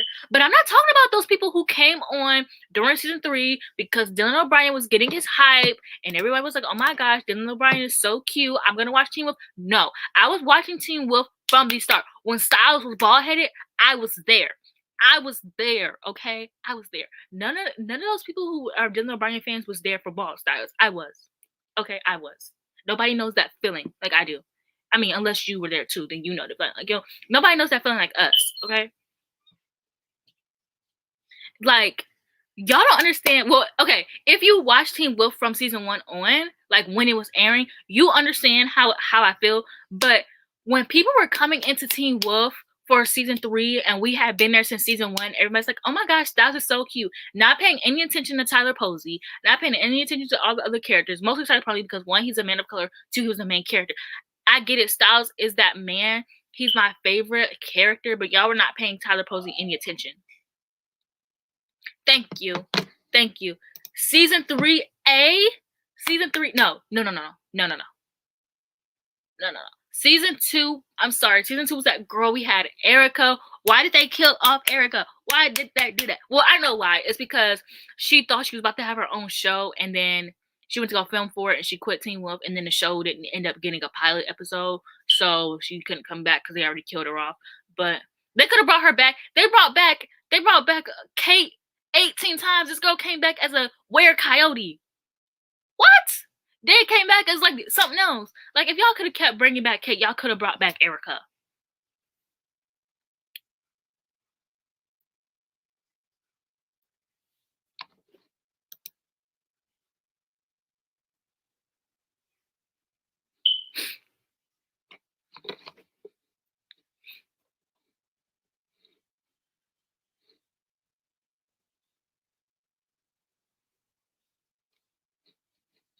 No, for real, for real.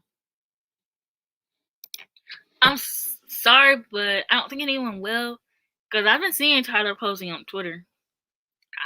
I seen somebody leaked his OnlyFans content, which I do not think people should do. I actually think that's really disgusting. But I seen what he's working with. I wasn't looking for it. It came to me. I wasn't looking for it. Not saying that that's gonna ruin his career because he's a man. So having your nudes leaked is not gonna ruin your career as a man. But y'all remember when Vanessa Hudgens news was leaked and she had to apologize for it? That was sick. Disney Channel was sick. Anyways, Isaac, y'all, cause I'm about to lose it. I'm about to lose it. Do y'all remember season 3?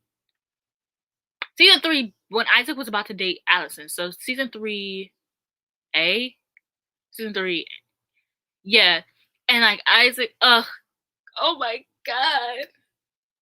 I loved him so much. That scene when something was happening and they all were like, this is my favorite scene of all time. So, well, I was just hilarious in general. When Cora was there, Miss Adeline Kane, I love her.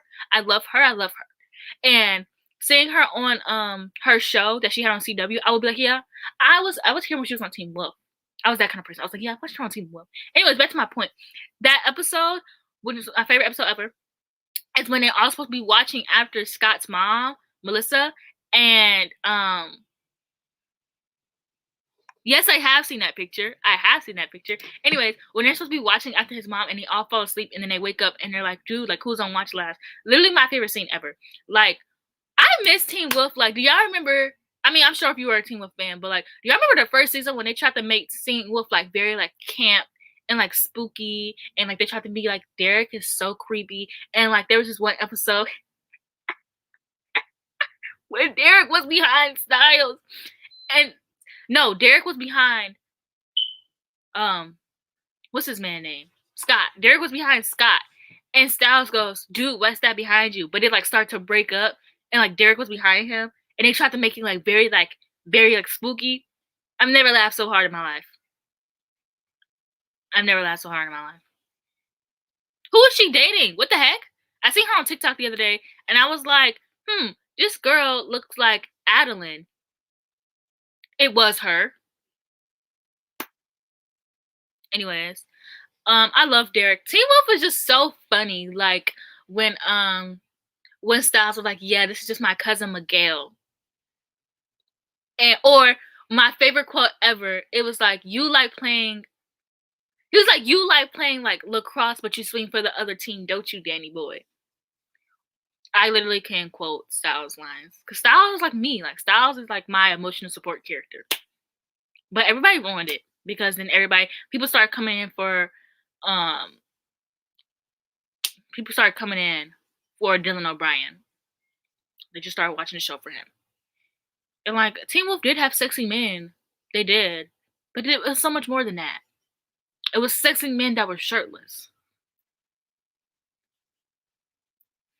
They didn't even do vampires. Actually, you know how bad I wanted the Vampire Diaries Teen Wolf crossover episode that I was never gonna get?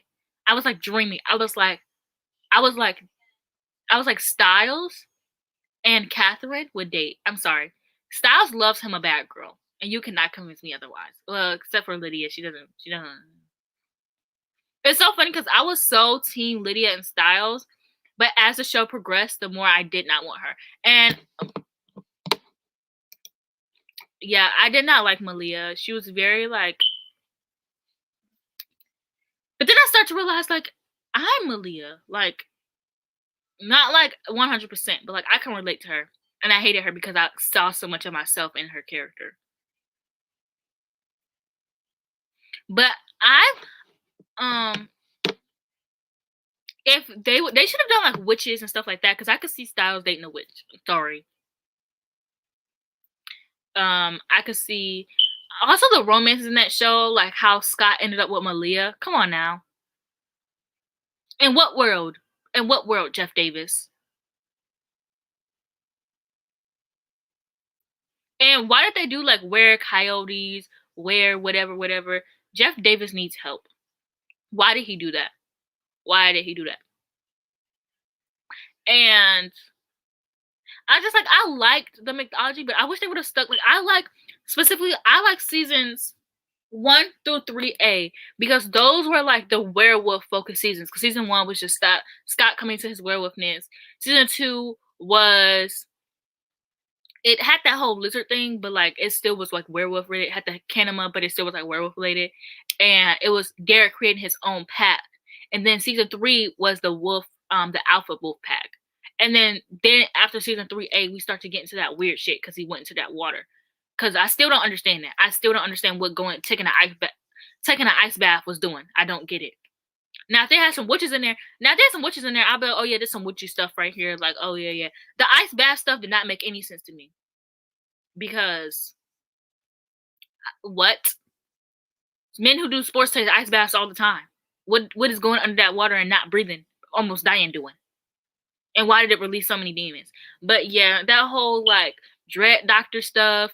Now I will say the Riders of the Storm I know that everyone starts to forget Styles, but that is my favorite season. I wanted to write a book, basically like, oh my gosh, hi Gabriella.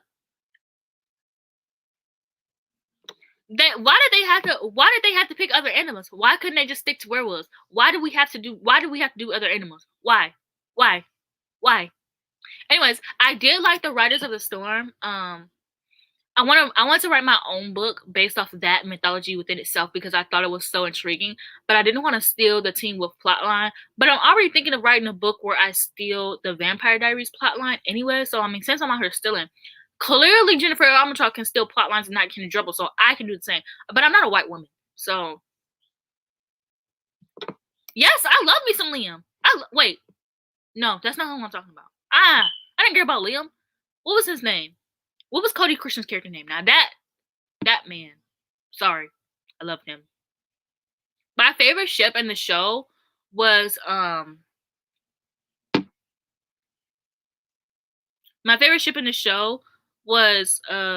what was the black character's name? Mason and Cody. Cody. Oh my gosh. They had the best relationship ever. When he felt like he wasn't seen by his family, so when he turned into stuff, he turned invisible, and Mason knew where he was every single time. Oh my gosh, I'm about to start crying. Corey, why did I keep calling him Cody? Anyways, because the fact that Corey literally felt unseen by his family, so when they all turned into like different types of stuff, he ended up actually he got the power to become invisible because he felt unseen, and every single time Mason knew where he was. There will never be a ship that good. There will never be a ship that good. I'm sorry. Yeah, I love me some Theo, yeah. I love me some Theo. He was a great. I think of it. He was a villain, but he was also an anti-hero, and he was good at it. He was great at it. Exactly. Man, because I would just be sitting here thinking about, like, when I would rewatch it, I would just think about, like, I literally would think about the fact that he did not feel seen by his family. Like, he literally said that, like, yeah, my family never notices me. And it's like every single time too, like not even just once or twice, like every single time he went invisible, Mason knew exactly where he was.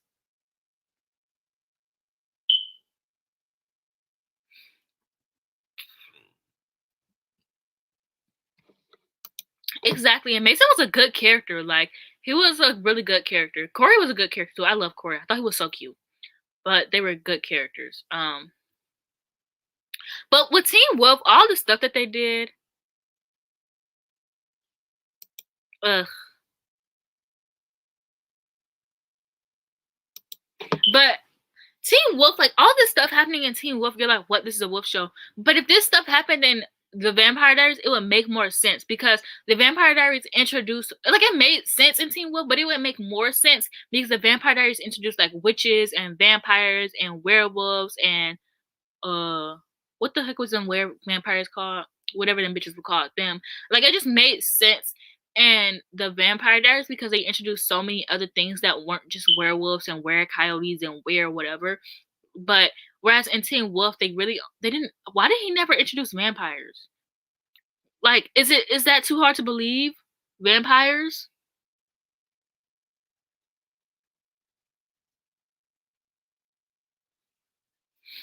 Are y'all talking about yes? Because I don't know if y'all know who. My Spanish is not good, so I'm about to butcher his last name. I don't know if y'all know who Freud Gutierrez is, but he was like a very Instagram boy, and he was in there. He wasn't the villain, but he was like the villain sidekick. Watch Cruel Summer.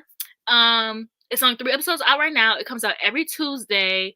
It's like a Pretty Little Liars-esque show. It's like a teen drama thriller. So good. Y'all need to watch it. It's on Hulu. It comes on Freeform every Tuesday at 10 o'clock. They did get the worst time slot, but that's neither here nor there. No, literally. Oh my gosh, me as a teenager, I want what Teeny had. I was a loser. I was not going to parties. I was not hanging out with my friends. Every Monday through Friday, Sunday through Saturday, I was watching something. Sunday I had Teen Wolf, then it switched to Monday, then switched to Tuesday. But that was around towards season 6. But the original first 3 seasons, Sundays I would watch Teen Wolf. Thursdays I would watch the Vampire Diaries. I would watch Pretty Little Liars every now and then. I wasn't really that into Pretty Little Liars. Like I watched it, I know everything that happens, but I just never watched it. I never watched it every time it came out. I was watching The Fosters. I was watching Finding Carter and TV shows. Awkward and Teen Wolf were my life. Awkward and Teen Wolf were my life. My Secret Life as an American Teenager. I was in middle school by the time that came out though. But Glee, Awkward, and Teen Wolf and the Vampire Diaries shaped me as a person. Sad to say, they shaped me as a person. I guess. I understand what you're saying to this comment. Oh my gosh, the motel. My favorite episodes of Teen Wolf are the motel episodes and the episodes when they was in school when they didn't need to be. They were always in school at nighttime. Like y'all was in school more at nighttime than y'all was in the daytime. But those were my favorite. Those were my favorite episodes. Like the first season, the episode when they're all in school and Jackson is talking to Styles and he's like, "Call your dad," and then Styles is like, "No," and I'll say it in Spanish. No, my favorite scene. But love that. And the episode, even in the later seasons when they all had to quarantine inside the school and they had to go underground in school or something like that. Why? No, because now MTV all they do is air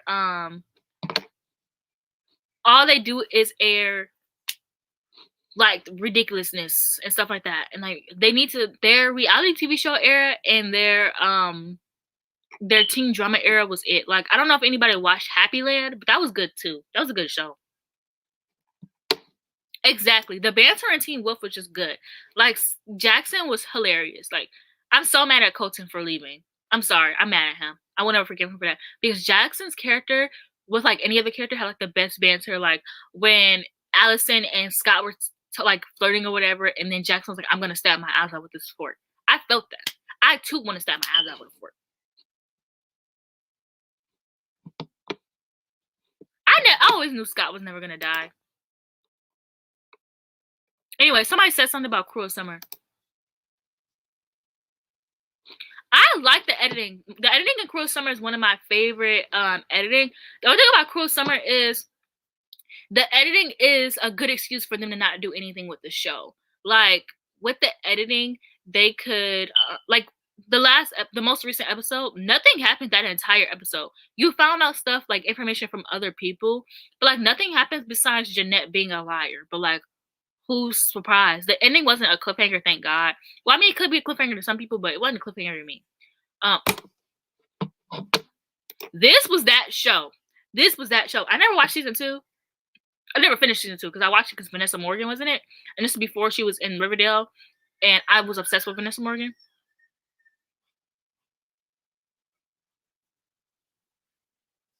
My brother's in there making some weird noises.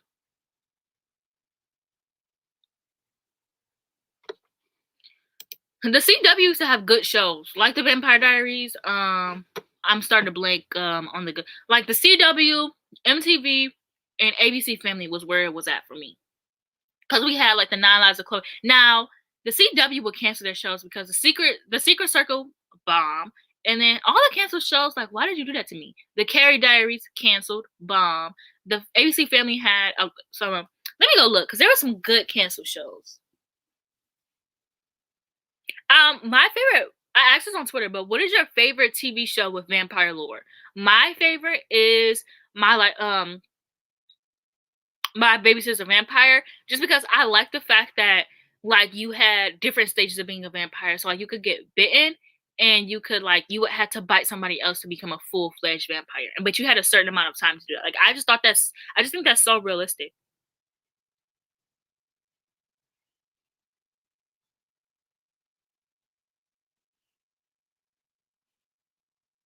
Good Trouble is good. That's not an old show, but that was good. They don't really have any good shows now. They have Grownish. Nobody cares about that. Famous in Love. I hate Bella Thorne, but that was a show. Baby Daddy, a show. I watched Recovery Road. It was okay. Melissa and Joey, a show. Nine Lives of Chloe King, a show. Secret Life of American Teenager, a show. Jane by Design, a show. Lincoln Heights. I never watched Lincoln Heights, but my mom was obsessed. 10 Things I Hate About You, a show. Who's this random white girl? Yeah, they had some good shows. I'm sorry.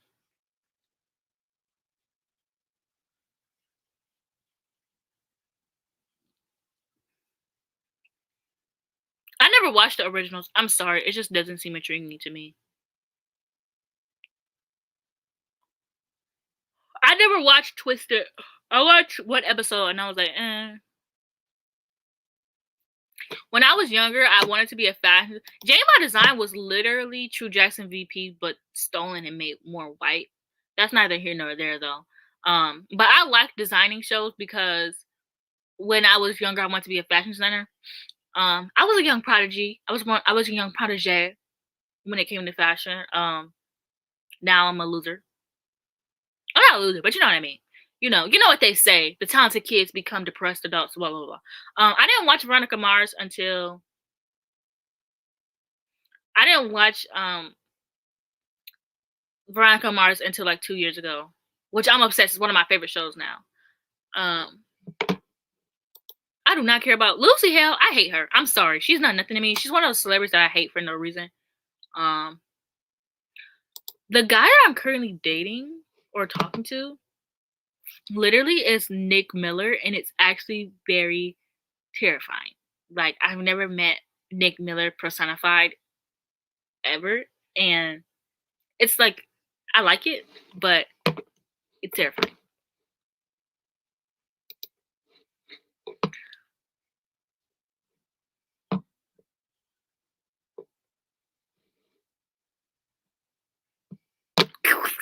Please. I don't win until he asks me to be his girlfriend. Then I'll win. Nickelodeon was it. But we're more so talking about like teen dramas, which I would never like. I'm always like every few months I'm like, I want to be a real adult. I want to watch like adult drama shows. I like adult drama shows, but I just will never get out of teen dramas. I'm sorry. They're where it's at. Tiny Pretty Things. Now, there's some things about that. There are a lot of things about that show that does irk me that I do not like. But teen dramas are just where it's at. I'm sorry. I'm sorry. Um, I agree though. But yeah, I love the American Horror Story. I was watching that. I think I was in ninth grade when I watched that. I watched no, whenever it came out, I watched it during season right before season 3 came out because I watched Murder House. I loved Murder House. I love Coven. I'm sorry. I know everyone likes Asylum, but I hate Asylum. It's my least favorite season. Like I don't like Asylum. And I'm sorry, but after Coven, there's nothing good. Uh, yeah, there's nothing good about. And then with American Horror Stories, I usually watch like the first 3 episodes, and then those are really good. The next 3 episodes are very questionable, and then the last 6 episodes are just like, what the fuck am I watching right now? Murder House is that girl.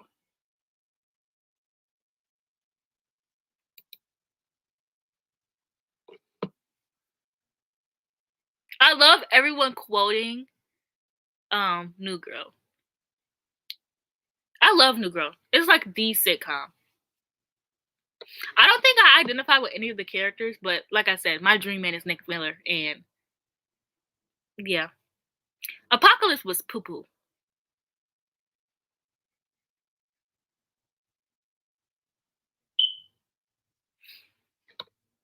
I didn't mind it. I don't know what everybody else was so upset about, but also I'm not like that big into the hating game. Like I wasn't obsessed with the book. Like I gave it 4 stars. It was okay, but like I was never like, this is my favorite romance book. You know, so maybe I'm just not getting it. Yeah, you should definitely watch. You should definitely watch New Girl because it's really popular here. Like it's one of like the top sitcoms. No, because I don't know if y'all remember, depending on how old y'all are right now, but do y'all remember when Evan Peters was like the ugly guy? Like in like Sleepover, he played the ugly guy, and like Phil of the Future, he played the ugly nerdy guy, and then suddenly he's in AHS and he's hot? Question mark. Now Evan Peters, I was gonna say something really. I'm gonna say it. I will drink his bathwater. I am sorry. I would. I would. Yes, me and Mika were just talking about the Lion Game. Wrong comment. Me and Mika were just talking about the Lion Game. I'm saying. Everything she does flops, and yet she keeps getting roles. Just blackball her. Blackball. She's not good. She cannot act. She is very bland, and she can't. Now she was in this movie. Austin Butler was in the movie for 5 minutes because his character dies, and that's like the whole part of the plot line. Now she was in this movie. It was a really good movie. I really do like that movie. It made me think that Alex Wolff was really hot. Him and his big mole. I thought he was really, but that's because he was a stoner, and I am wildly attracted to stoners for some reason. But yeah, that movie was good. That was a good movie. I think it was called Dude. It was a good movie. That's her only good movie though. No, because don't even get me started about WandaVision. Also, he was in. Because I'm gonna get mad.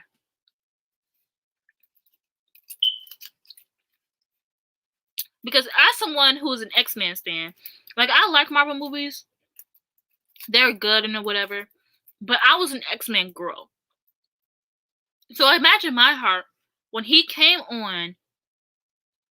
Why did Marvel do that? Like Kevin Feige, I'm gonna beat your ass. That's all I have to say. It wouldn't have flopped if they casted her as somebody else. Oh, yeah. I don't hate watch things anymore. Period. Period. You know where it's at. I still have not finished The Falcon and the Winter Soldier.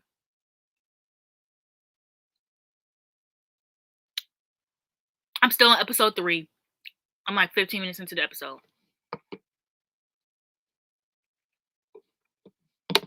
Yeah, whenever I see her cast it, I'm just like, exactly.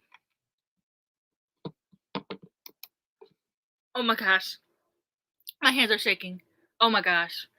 You are a genius.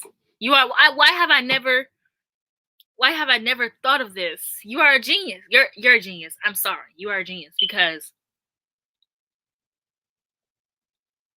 I'm sorry. He has to be in one with a sex scene too. I'm sorry. I have to see it.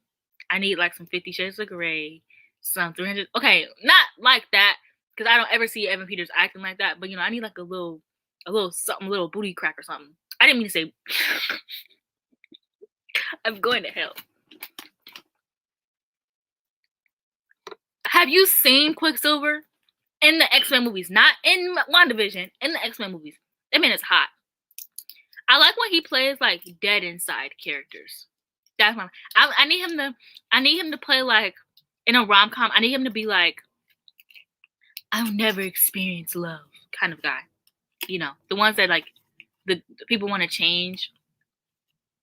Like a yeah. He has to play like a dead inside kind of person.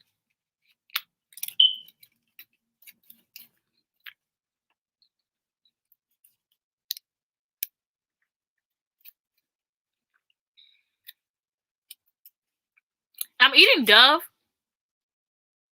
and it says keep life moving forward. Looking backwards is only for time travelers.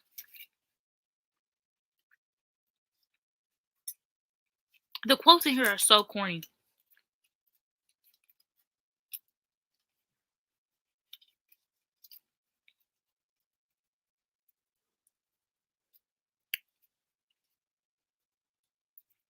Exactly, yeah. Yeah. He's hot when he's like he doesn't have any emotions.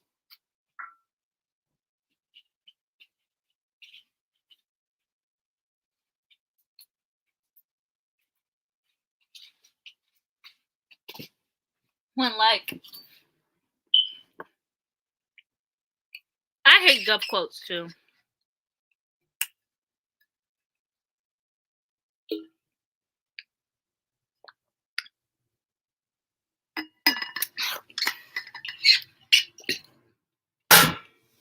Like that reminds me of my favorite quote in like 6th grade. That was like actually I don't remember what it was.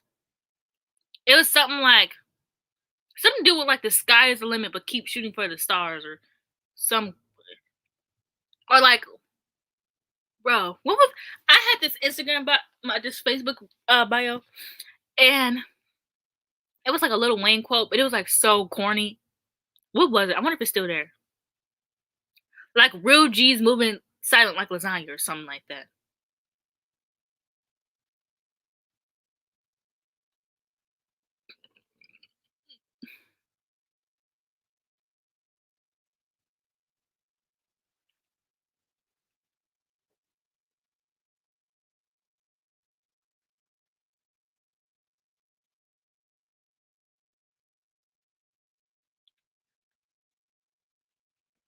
Yeah, it's not on here, but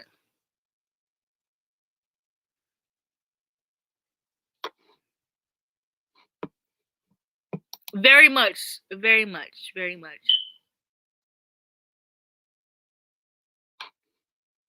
It's mine.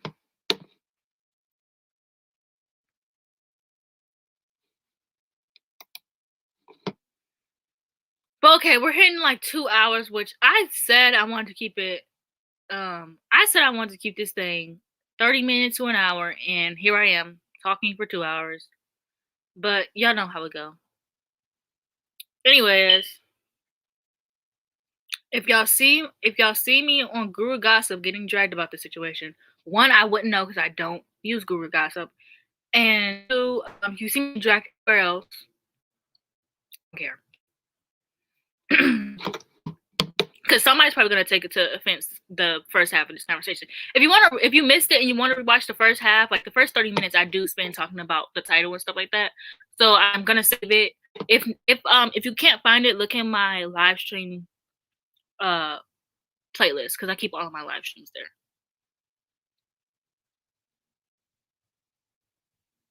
I still have to read some more comics before I do a video, but at some point I will. Wow, thank you. I really do appreciate that.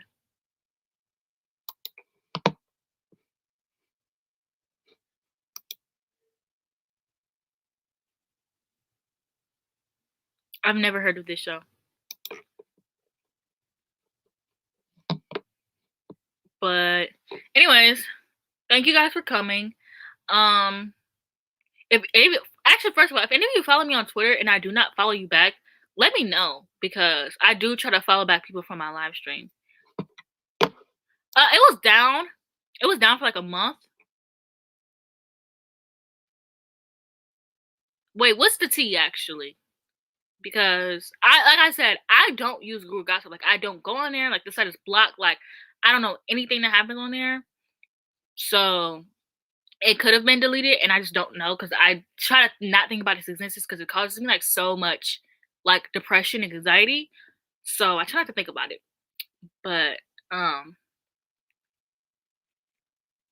anyways, if you follow me on Twitter and I don't follow you back, I'm gonna give you guys some time to respond for that.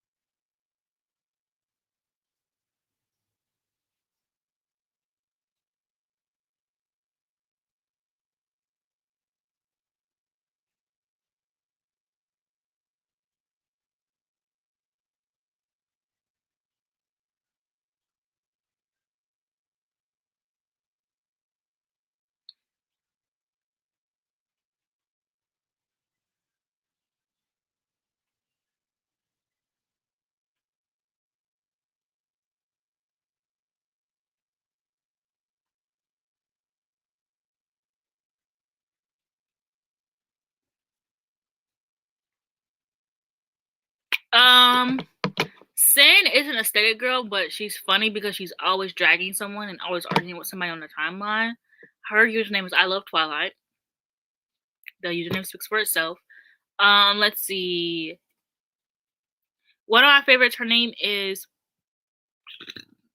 Adeline, and her at name is Prue Davis. But she tweets a lot of fan cams and um stuff like that. But I like because she keeps up with like TV shows and stuff like that.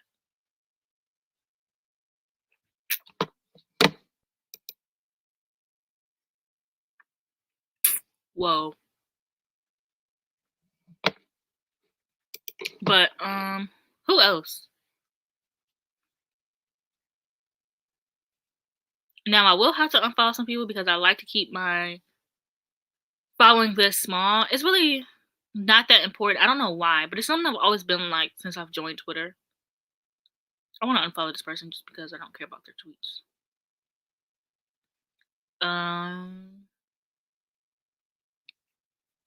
I don't know. A lot of people I follow talk about comic books, so I don't know if anybody cares about that. This girl, her name is Cordelia. If you can see that, I like her tweets, especially because she has a black person. Oh, Kay. What's her name right now? Kay isn't really on book Twitter. She doesn't like she reads, but she doesn't read. Um, her name is Humphrey Appeal. Like I like her. Hellgate. Hellgate. Hey, I don't know how to pronounce Matthias's last name. What the hell? I'm not gonna try to either. But yeah, I like her tweets. Where's Kay? Okay, Kay, Coralina Dean. She doesn't really tweet about books, but I like her account. And then her best friend,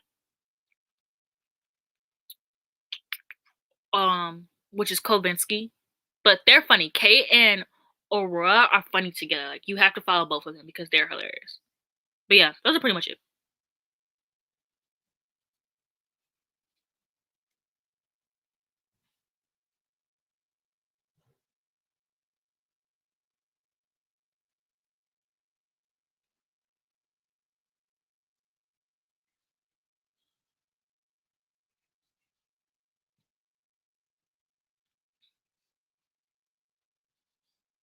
Ali, do you have a Twitter, Alley Cat? 'Cause I always see you in my live streams.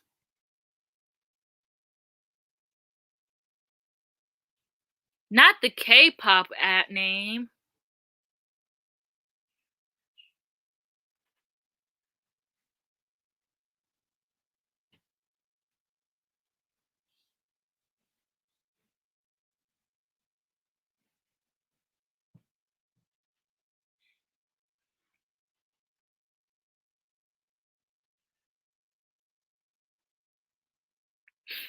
I'm excited for the Gossip Girl reboot. A lot of people are mad because there's this video that was posted. If you there was this video that was posted that was like the cast talking about Gossip Girl, and they didn't know like a lot of the stuff. And I'm like, look at the ages of these kids. Like, do you think they were watching Gossip Girl? Come on now. Just because you act in a show that has a reboot does not mean you have to like know everything about that show. Gossip Girl has 6 seasons.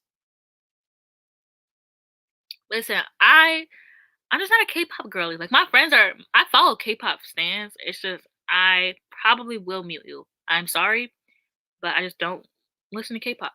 So I'm not gonna know what you're talking about.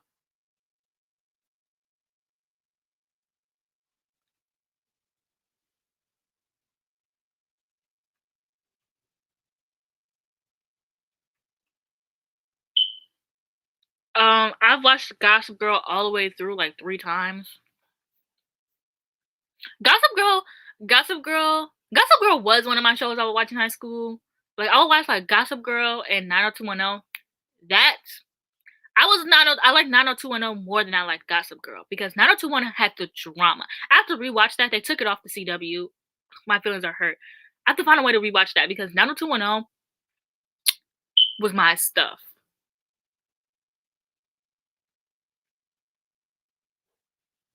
Okay. That makes sense. That makes sense. Do you have like Instagram? I can also, if you guys have Instagram, y'all can follow that. Cause actually, like if you, especially Bookstagram, I'll be more likely to follow Bookstagram accounts. But I don't mind following like if it's not a Bookstagram account. I hope that Dan and Blair come back and they're married, but that just seems like a lost dream because everyone's like Team Chuck, fucking creep. Like, okay, I have to clean up this mess on my book.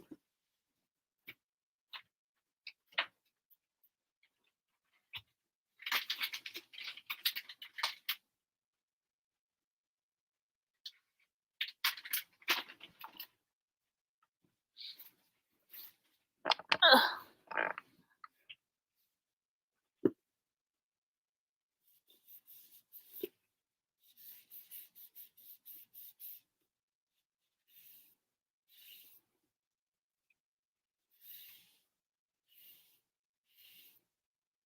Ew.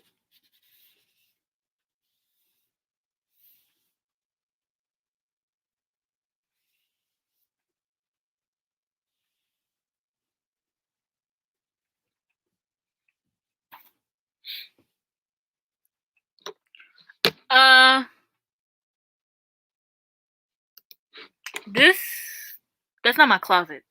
I just have clothes hanging up. I just have clothes hanging up right here. Either clothes that I've already worn or clothes that I want to wear soon. So like I haven't worn this because this is a party dress. And what parties am I going to?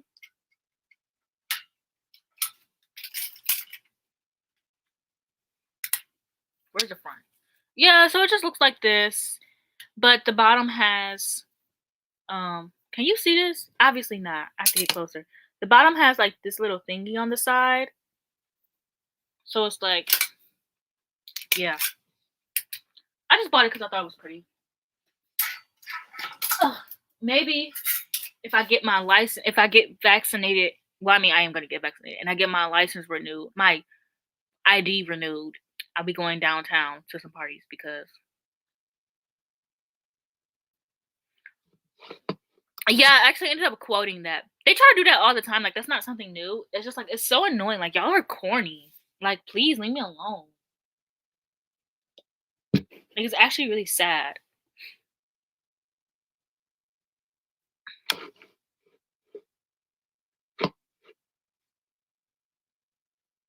But anyways, no, I didn't read Chain of Iron. I think that also, anyways, people stop commenting on your Twitter. Comment your Twitter so I can follow you. Anyways, um I did not read Chain of Iron. Chain of what the yeah, I didn't read Chain of Iron. I'm just gonna wait till Chain of Thorns comes out because I just want to binge both at once. So I think I'm gonna read it. I think I'm gonna read it like in January or like December or something like that. But I just don't. Or I might read it like in the summertime. Like my mood always changes. Like I might feel like reading some Cassandra Clare at one point. But right now, I just have so much to read. I need to hurry up and start. I want to read the Southern Book Club Guide to Slaying Vampires right now. So I'll probably read that. But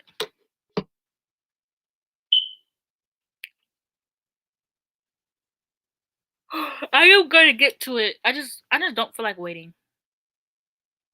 Oh, hi Julie. I'm doing good. How are you? Um I woke up from a 10-hour slumber. Um Maybe I should start a Patreon and do one. I don't I'm starting like I know like people are probably annoyed that I'm like always like, oh my views are so bad right now. And I'm learning to like not care about views. It's really something hard to like stop caring about. Like it's really hard when like you see other people getting a lot of views and you're not, you know? It's never I don't want to be annoying about it. But it's like I know that when I upload a video it's not gonna do like super well. But like I don't want to keep complaining and everyone's just like, oh my god, cares so much about views because it's not that I care. It's just I mean, I guess I do care, but it's not like that's all I care about. It's just really hurtful when you see that your views are doing bad. I wish I did not throw that. I'll find it because I need to clean up my laptop. But so I stopped doing vlogs because my vlogs are my least viewed. But I believe that at some point my videos will start doing good again. Like I believe that. I believe I'm gonna hit 30K soon. I believe my videos are gonna start doing well again. Like I'm trying not to worry too much about it. Especially because I know people aren't really watching YouTube right now, considering the fact that like everybody's stuck at home. Like it's so much easier to watch TikTok than to watch YouTube. And I'm sorry, but I don't ever think I could be one of those girls who's like, yeah, I'm just gonna join TikTok because BookTube is failing. Like it's kind of like when Vine. I was talking to Mika about this the other day. Like remember when Vine first started and everybody was like, haha, YouTube is so lame.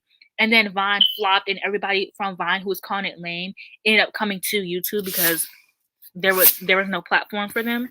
Some people did not come to YouTube, but look where they are now. Nowhere. Nobody knows where they are. So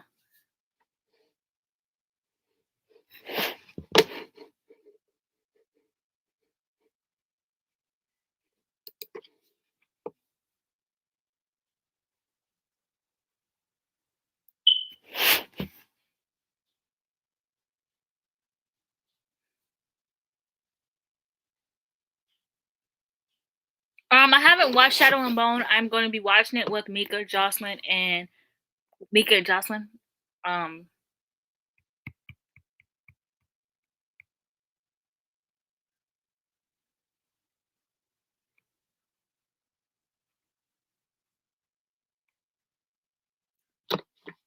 summer and fall are everything to me. This summer is gonna be not to be corny, not to give y'all Disney Channel, Disney DCOM high school girl. This summer's gonna be my summer, okay? Like I always look the best in summer. I always dress the best in summer. I really do think I'm gonna have a boyfriend this summer. You know, fingers crossed.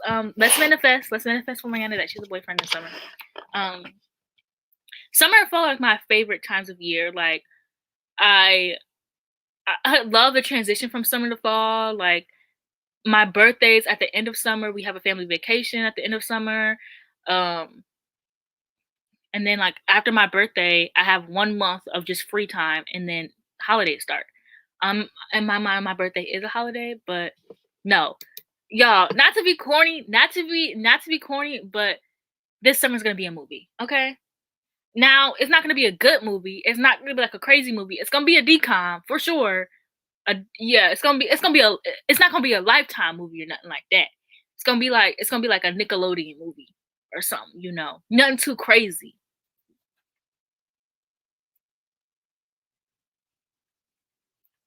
I want to know what you mean by what is this some slang? It's some like UK slang because what does slashed mean? Because I'm thinking of slasher movies and I'm like, dang, this kind of got dark real fast.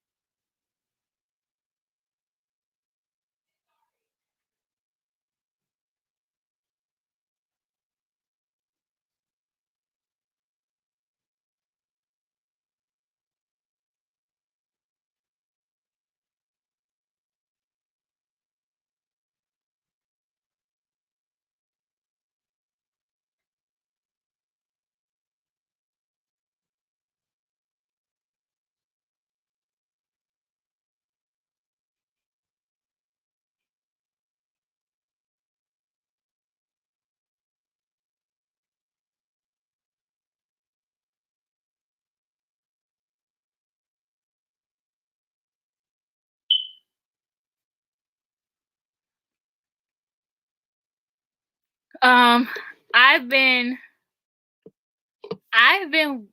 gaining a lot of weight, so the booty she coming, you know, she's not too far behind.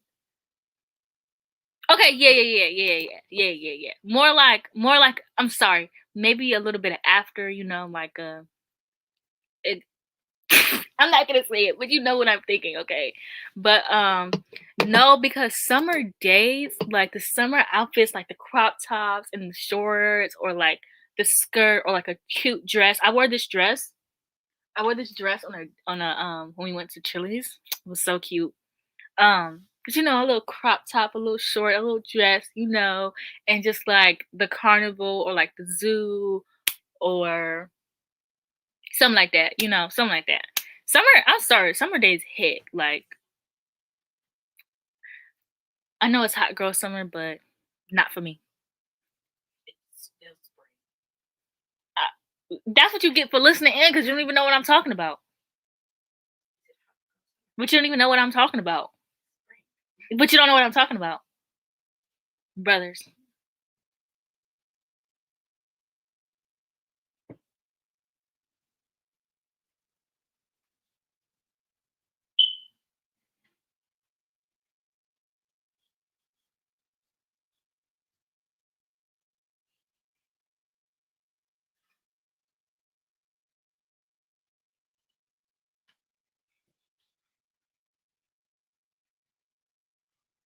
Yes, I am very big. I mean, dates are very, I don't want to say overrated because I love dates. Like, whenever I'm talking to a guy, I literally am like, so are you going to take me out on a date? I have strict parents too. So your parents are, you know, you gotta learn. Just lie a little. If you're not comfortable with lying, you're gonna have to get comfortable. Sorry. But you just want to learn to lie a little bit, you know. My mom does not know about the guy I'm talking to. I'm whispering because my mom is in her room. She does not know about him. I just be like, yeah, I'm gonna hang out with my friend. I'm gonna pop up one day and be like, yeah, I have a boyfriend now. Um, but we'll just wait till that day. We'll just wait till that day. Oh my gosh, yes. Yes. Summer is just such a vibe. Like carnival, I love carnivals. I want them to bring carnivals back. Like carnivals, um, the zoo. I love going to the zoo. Aquarium. I want to go to an aquarium so bad. The mall, like just going to like the big mall. And here we have like big malls and we have like smaller malls. Like going to like a big mall for a day and just chilling. Yeah, you definitely have time. I didn't go on my first date until um I was 19 as well, but I was 19 turning 20.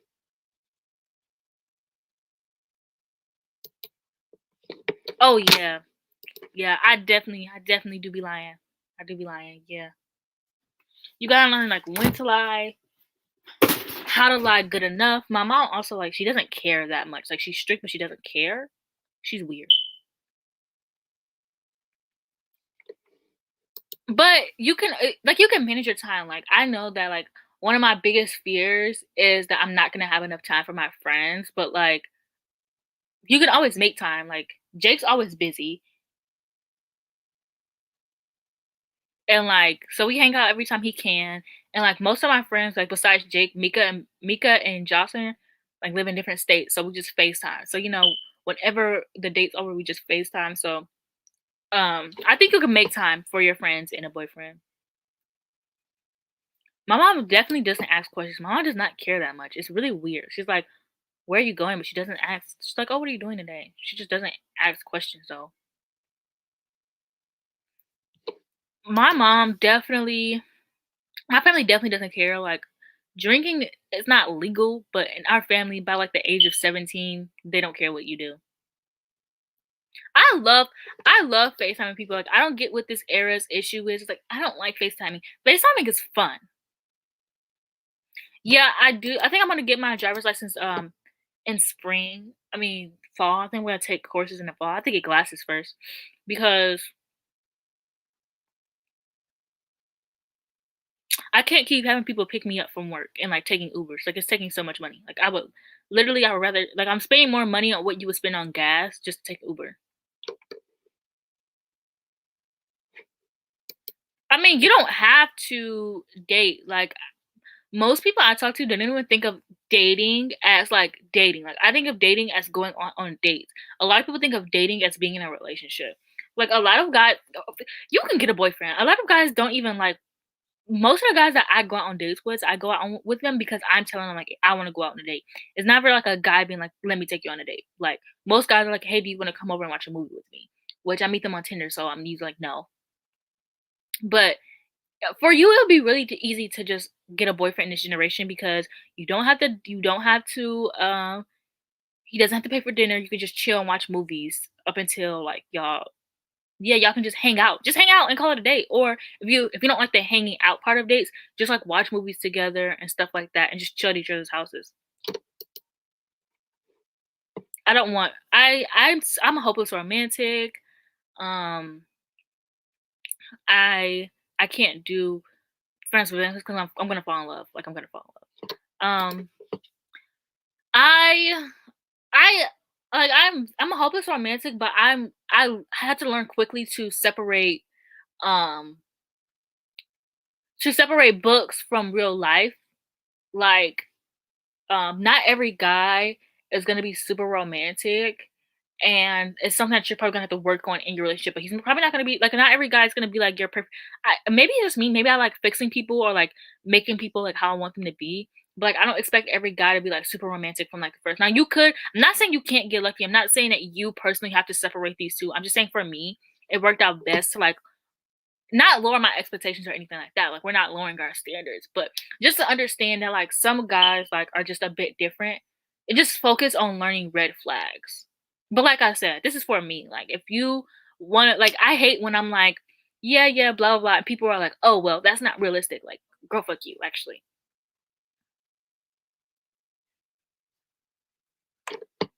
I can't say this on live stream, but I would KMS. Exactly. Like these men are usually, especially me reading dark romances.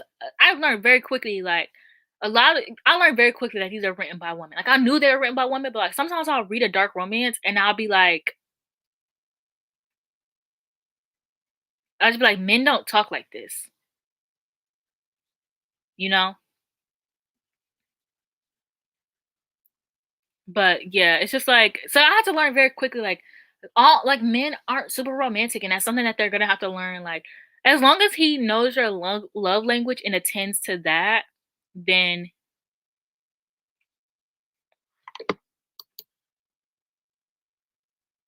you wouldn't you would never just drag me like this. Please, I'm gonna cry.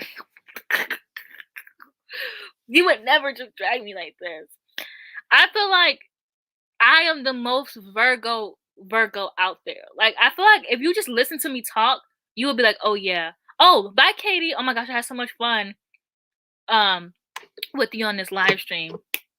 Good luck with your class tomorrow." But anyways, I feel like I am the most Virgo. Like literally all you have to do is just listen to me talk for 10 minutes and you can be like, "Yeah, she's a Virgo." Like literally.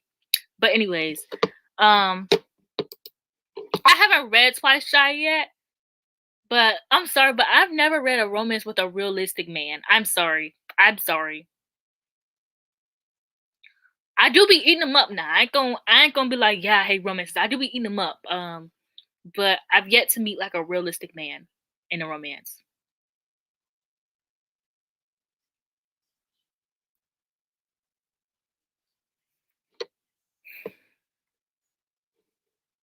Yeah.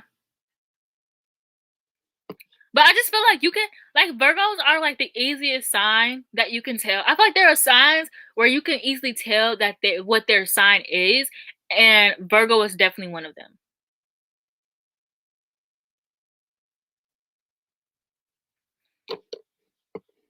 I mean, it's okay. I wasn't being serious. Like I'm not gonna cry or anything like that. I love that because some people hate Virgos. Virgo men, we're not talking about them. Virgo men, they don't count. They're not Virgos. But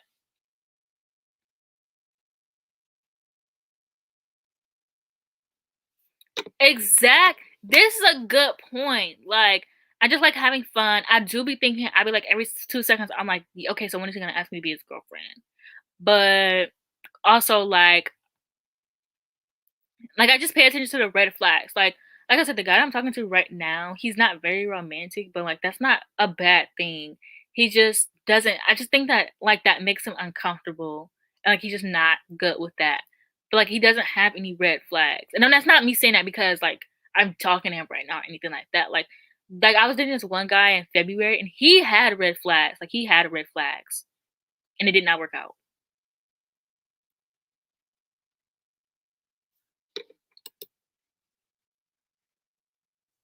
Who are these people?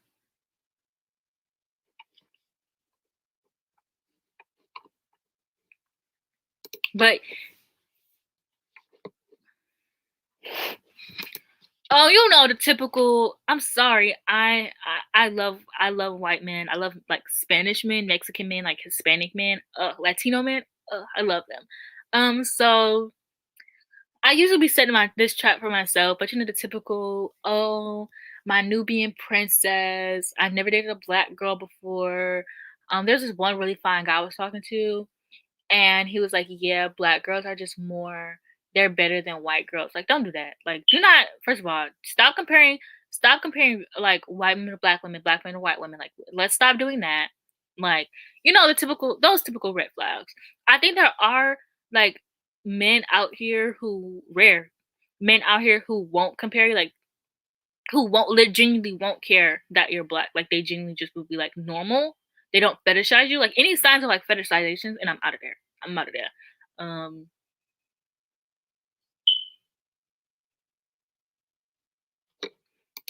yeah, it's just like it sucks because most guys I meet, like, first of all, recently a lot of guys that I used to like talk to, they've recently started like messaging me a lot and like they're yeah, they started messaging me a lot and like trying to take me out, but like not on dates. They just want to hang out and just like mess around. And it's like that's I'm not that kind of girl. I'm sorry. I mean, if you are that kind of girl, there's nothing wrong with that, but I'm just not that kind of girl. And there are those kind of girls out there, it's just not me. Like there are those kind of girls on Tinder. I'm just not one of those. Like it just sucks like every time you talk to a guy on Tinder and you think like you met a really sweet guy and he's bringing like nudes. Like y'all were having a good conversation. It'll hit 2 a.m. and he's saying like, yeah, so nudes, or he's randomly sending you a picture of his balls and you're like, okay.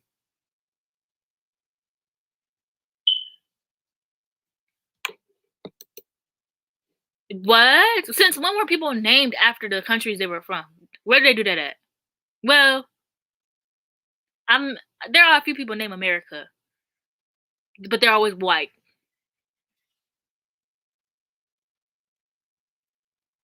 I hate men. They're really stupid and useless. But it's like I love men because life, men.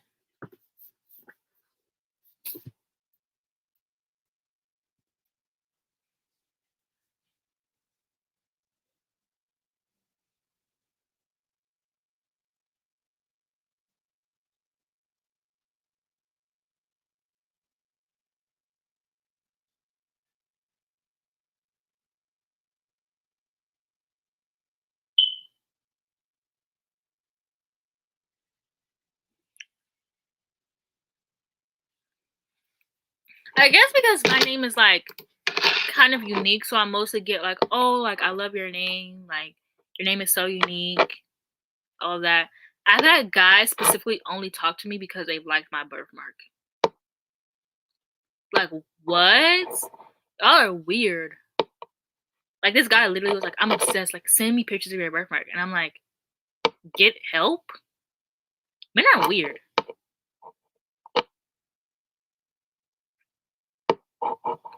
Ugh, the last guy I was talking to, he would send that, you know, that innocent face emoji, like the one that, like, the really, really cute one, you know? The one that girls send to, like, get their boyfriends to get them stuff. Or, like, you know, like the one you send, like, if a guy says something really cute to you. Yeah, when men use that, that's a red flag. If a man is using that emoji, he's going to manipulate you. And I think men get bored with me because I'm not easy to manipulate. So, yeah, that's stupid. Well, I love that emoji, but it's stupid when men use it. It's a red flag within itself.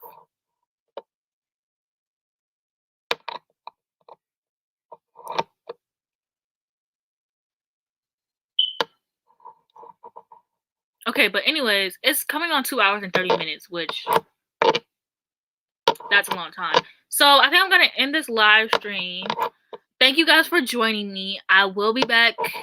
If not next week, I will be back the next time there's an issue because I like talking about drama on here. So, I'll be back like next week or the week after that. I try to do it usually on my off day. I try to do it like around 3, just so you guys know. So just keep on lookout for that. Tuesdays or Thursdays, because Tuesdays and Thursdays are like my automatic like off days. So